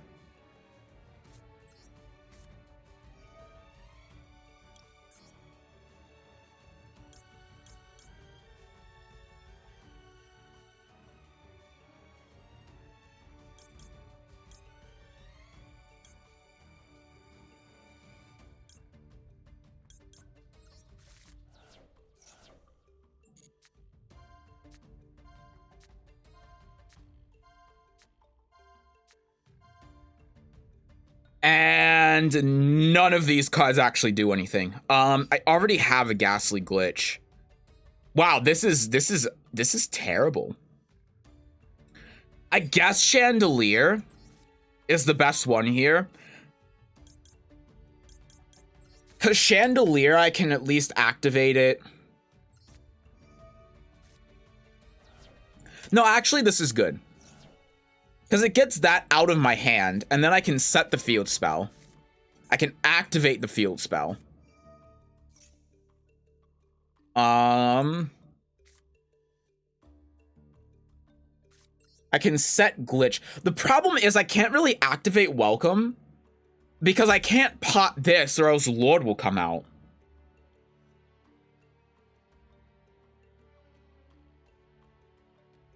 Oh, if a set spell trap is activated, then you can special summon this card from your hand. I thought it was the other way around, but I guess it doesn't really matter. So I kind of have to wait until I can Ghastly Glitch. And then get rid of Lord, unless in the end phase he activates his face down. So we'll see.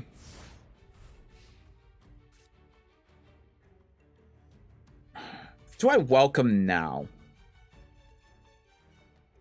I don't think so. I think I wait. Like, who cares? Yeah, who cares if he summons Lord? I don't think I give a shit.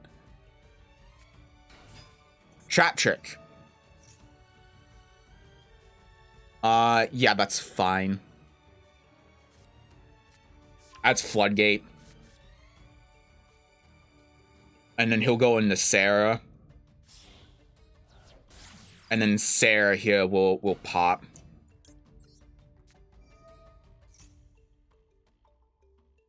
The unfortunate thing here is that, my choices are not good. To say the least.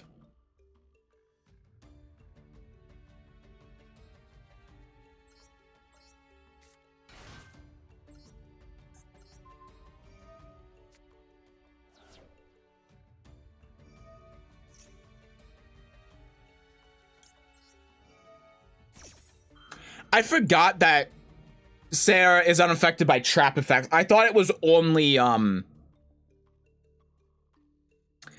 thought it was only whole cards. But no, the X-Jack monsters are just trap effects in general.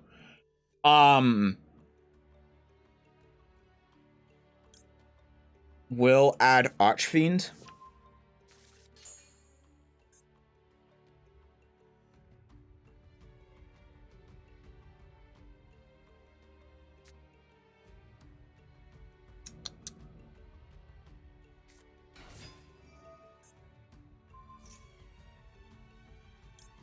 Yeah, I've kind of fucked it by doing that instead of just destroying the Murmillo.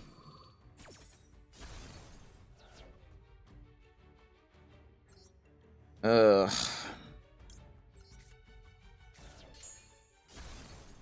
Yeah, and then I can't even use the field spell.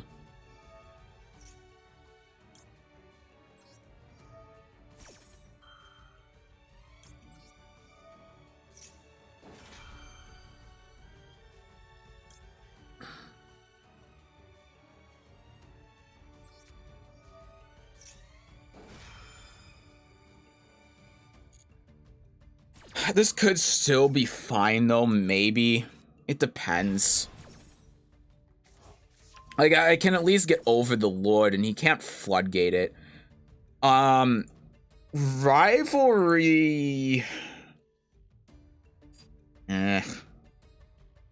Honestly, probably the field spell, right? Because this is normal trap only. Yeah, it's only normal trap. Honestly, yeah, probably the field spell is the best here.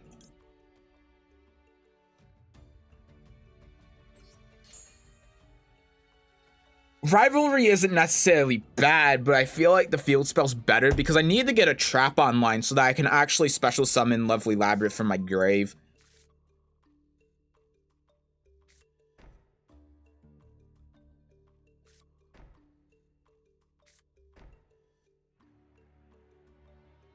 That's fine. Yeah, we'll activate Chandelier and End Phase because he has Floodgate, so I can't even tribute summon. And then we'll set the welcome. And then I guess I'll use the backjack.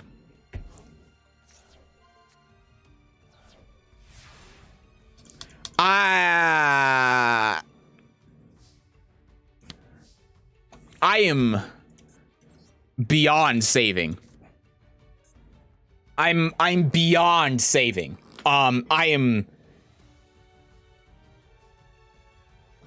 forgot I stacked the deck. I forgot that I stacked the deck.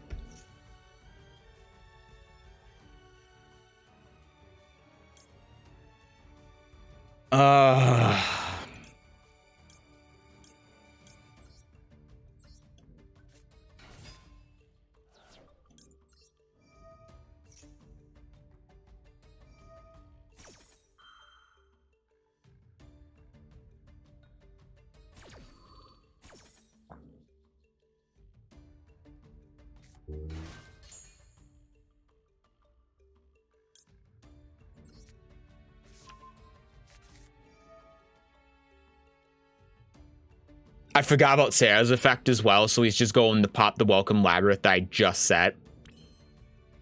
Okay, never mind.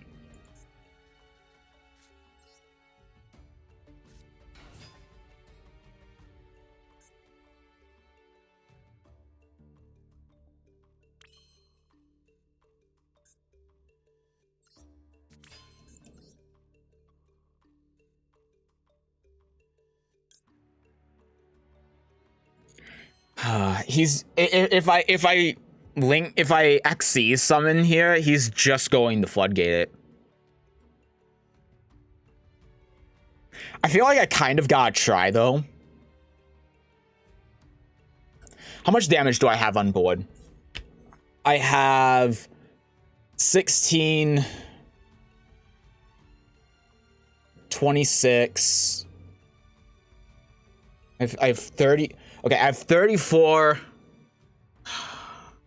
No, I don't have enough. I gotta try to Zeus, I think.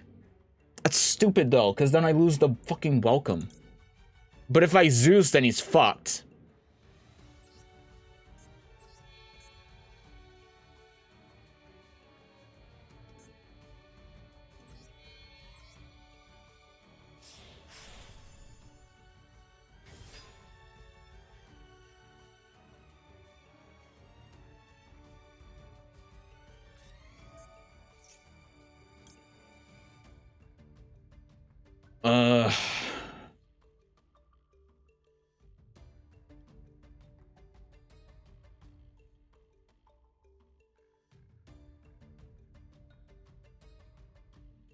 I may as well then, in case he destroys any of them. So if he destroys any of them, then I get to special summon them with Caesar. Okay, well. Impermed.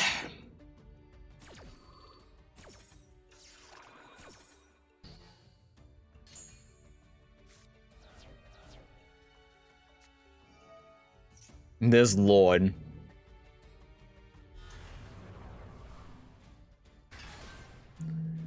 Honestly, though, Lord is fine.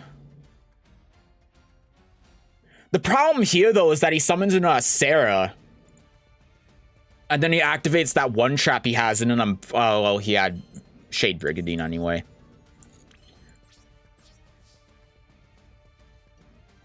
Let's see.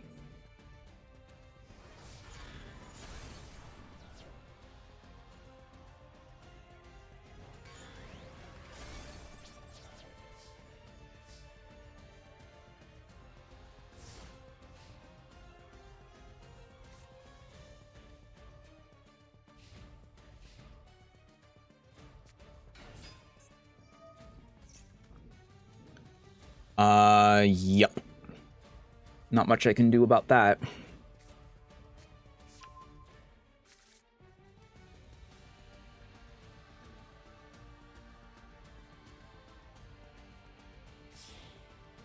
Yep, there's Sarah. And then he's gonna activate the trap and wipe the board.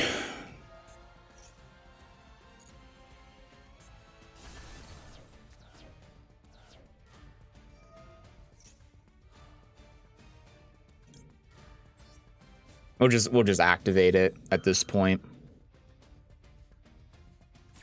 It's mainly to thin the deck out, really.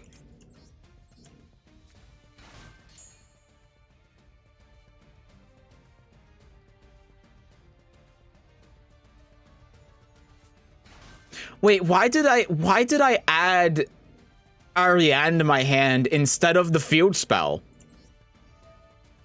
when I used Ariana's effect? What is wrong with me? What am I doing? I'm like, every play that I make is wrong.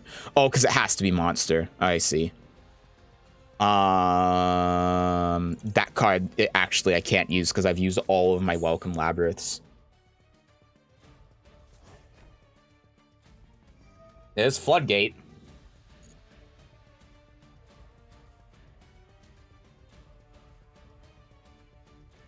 Oh.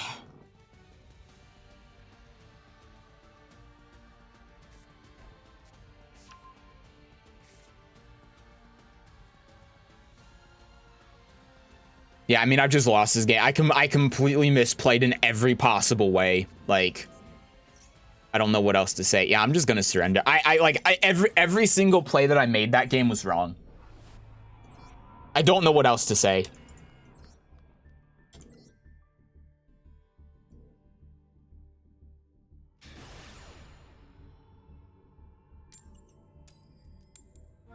I mean, it was just abysmal. Every single play was wrong.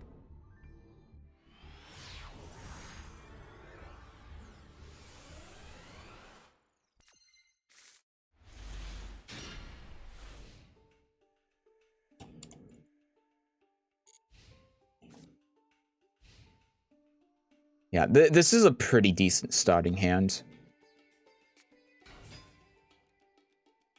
Sure.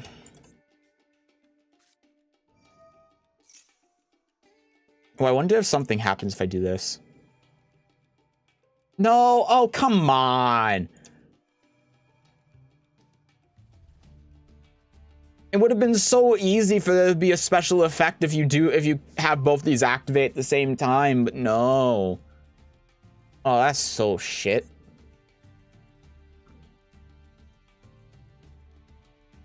Okay, what did he add? Soul Servant?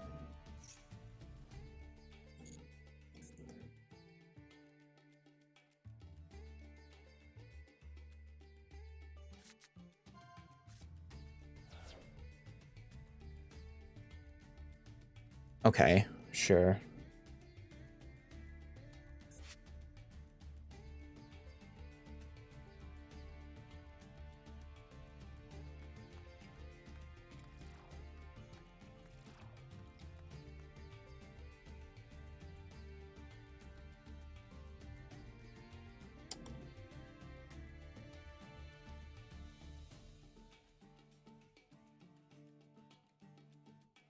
I mean, what's your plan now?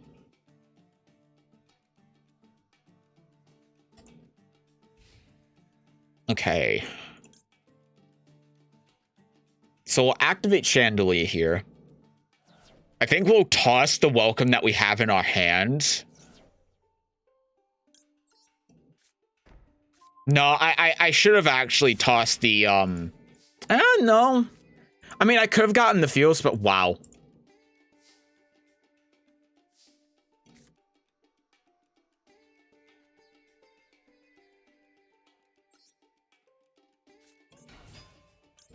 Activate.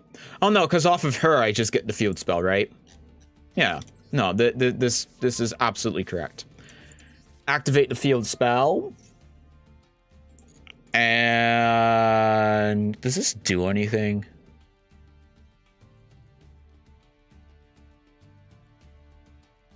You can add this card from your graveyard to your hand. Okay, sure.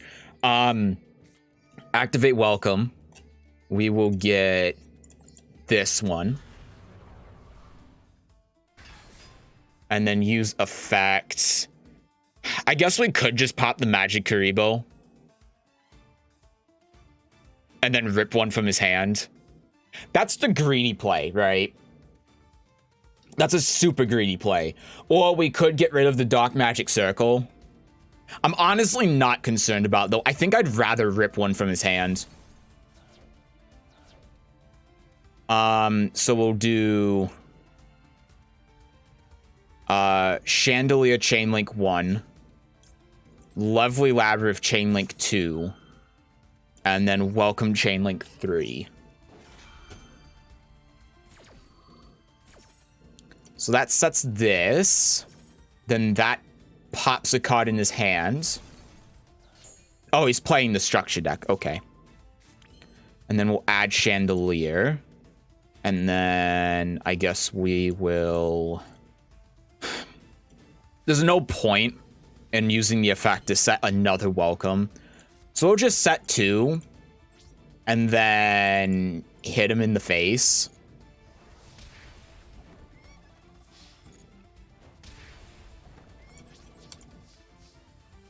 End turn. So he has a Dark Magician stacked on top of his deck, so that's a brick. And then he can Magic Karibo if a card is destroyed. And then special summon a Dark Magician from your deck or graveyard. Okay, sure. Battle phase. Okay. Okay, so we are going to Welcome, and we are going to Ghastly Glitch, targeting the face down.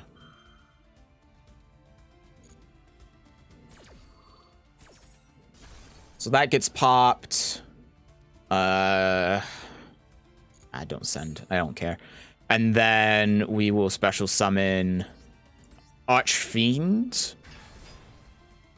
And then use the effect, destroy the magical circle. And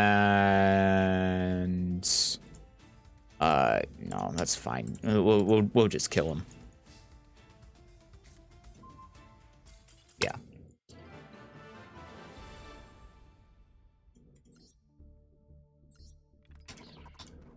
All right. Yeah, you know what? We'll end on a win there.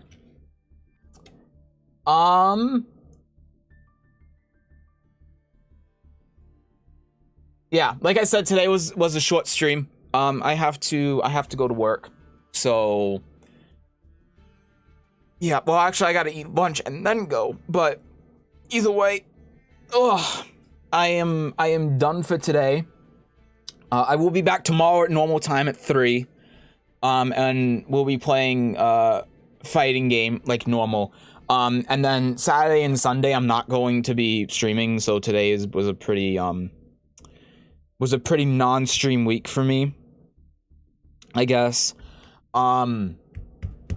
So I will make a schedule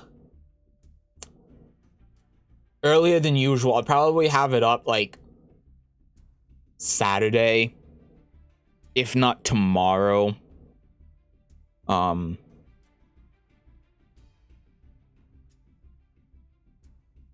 Yeah.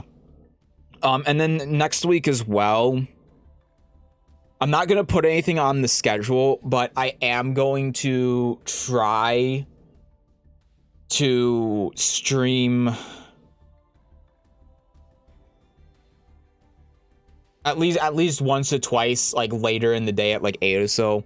It's a little bit more awkward though to stream at that time for various reasons now. But yeah, looking at it, I'll be streaming again after Friday next Monday.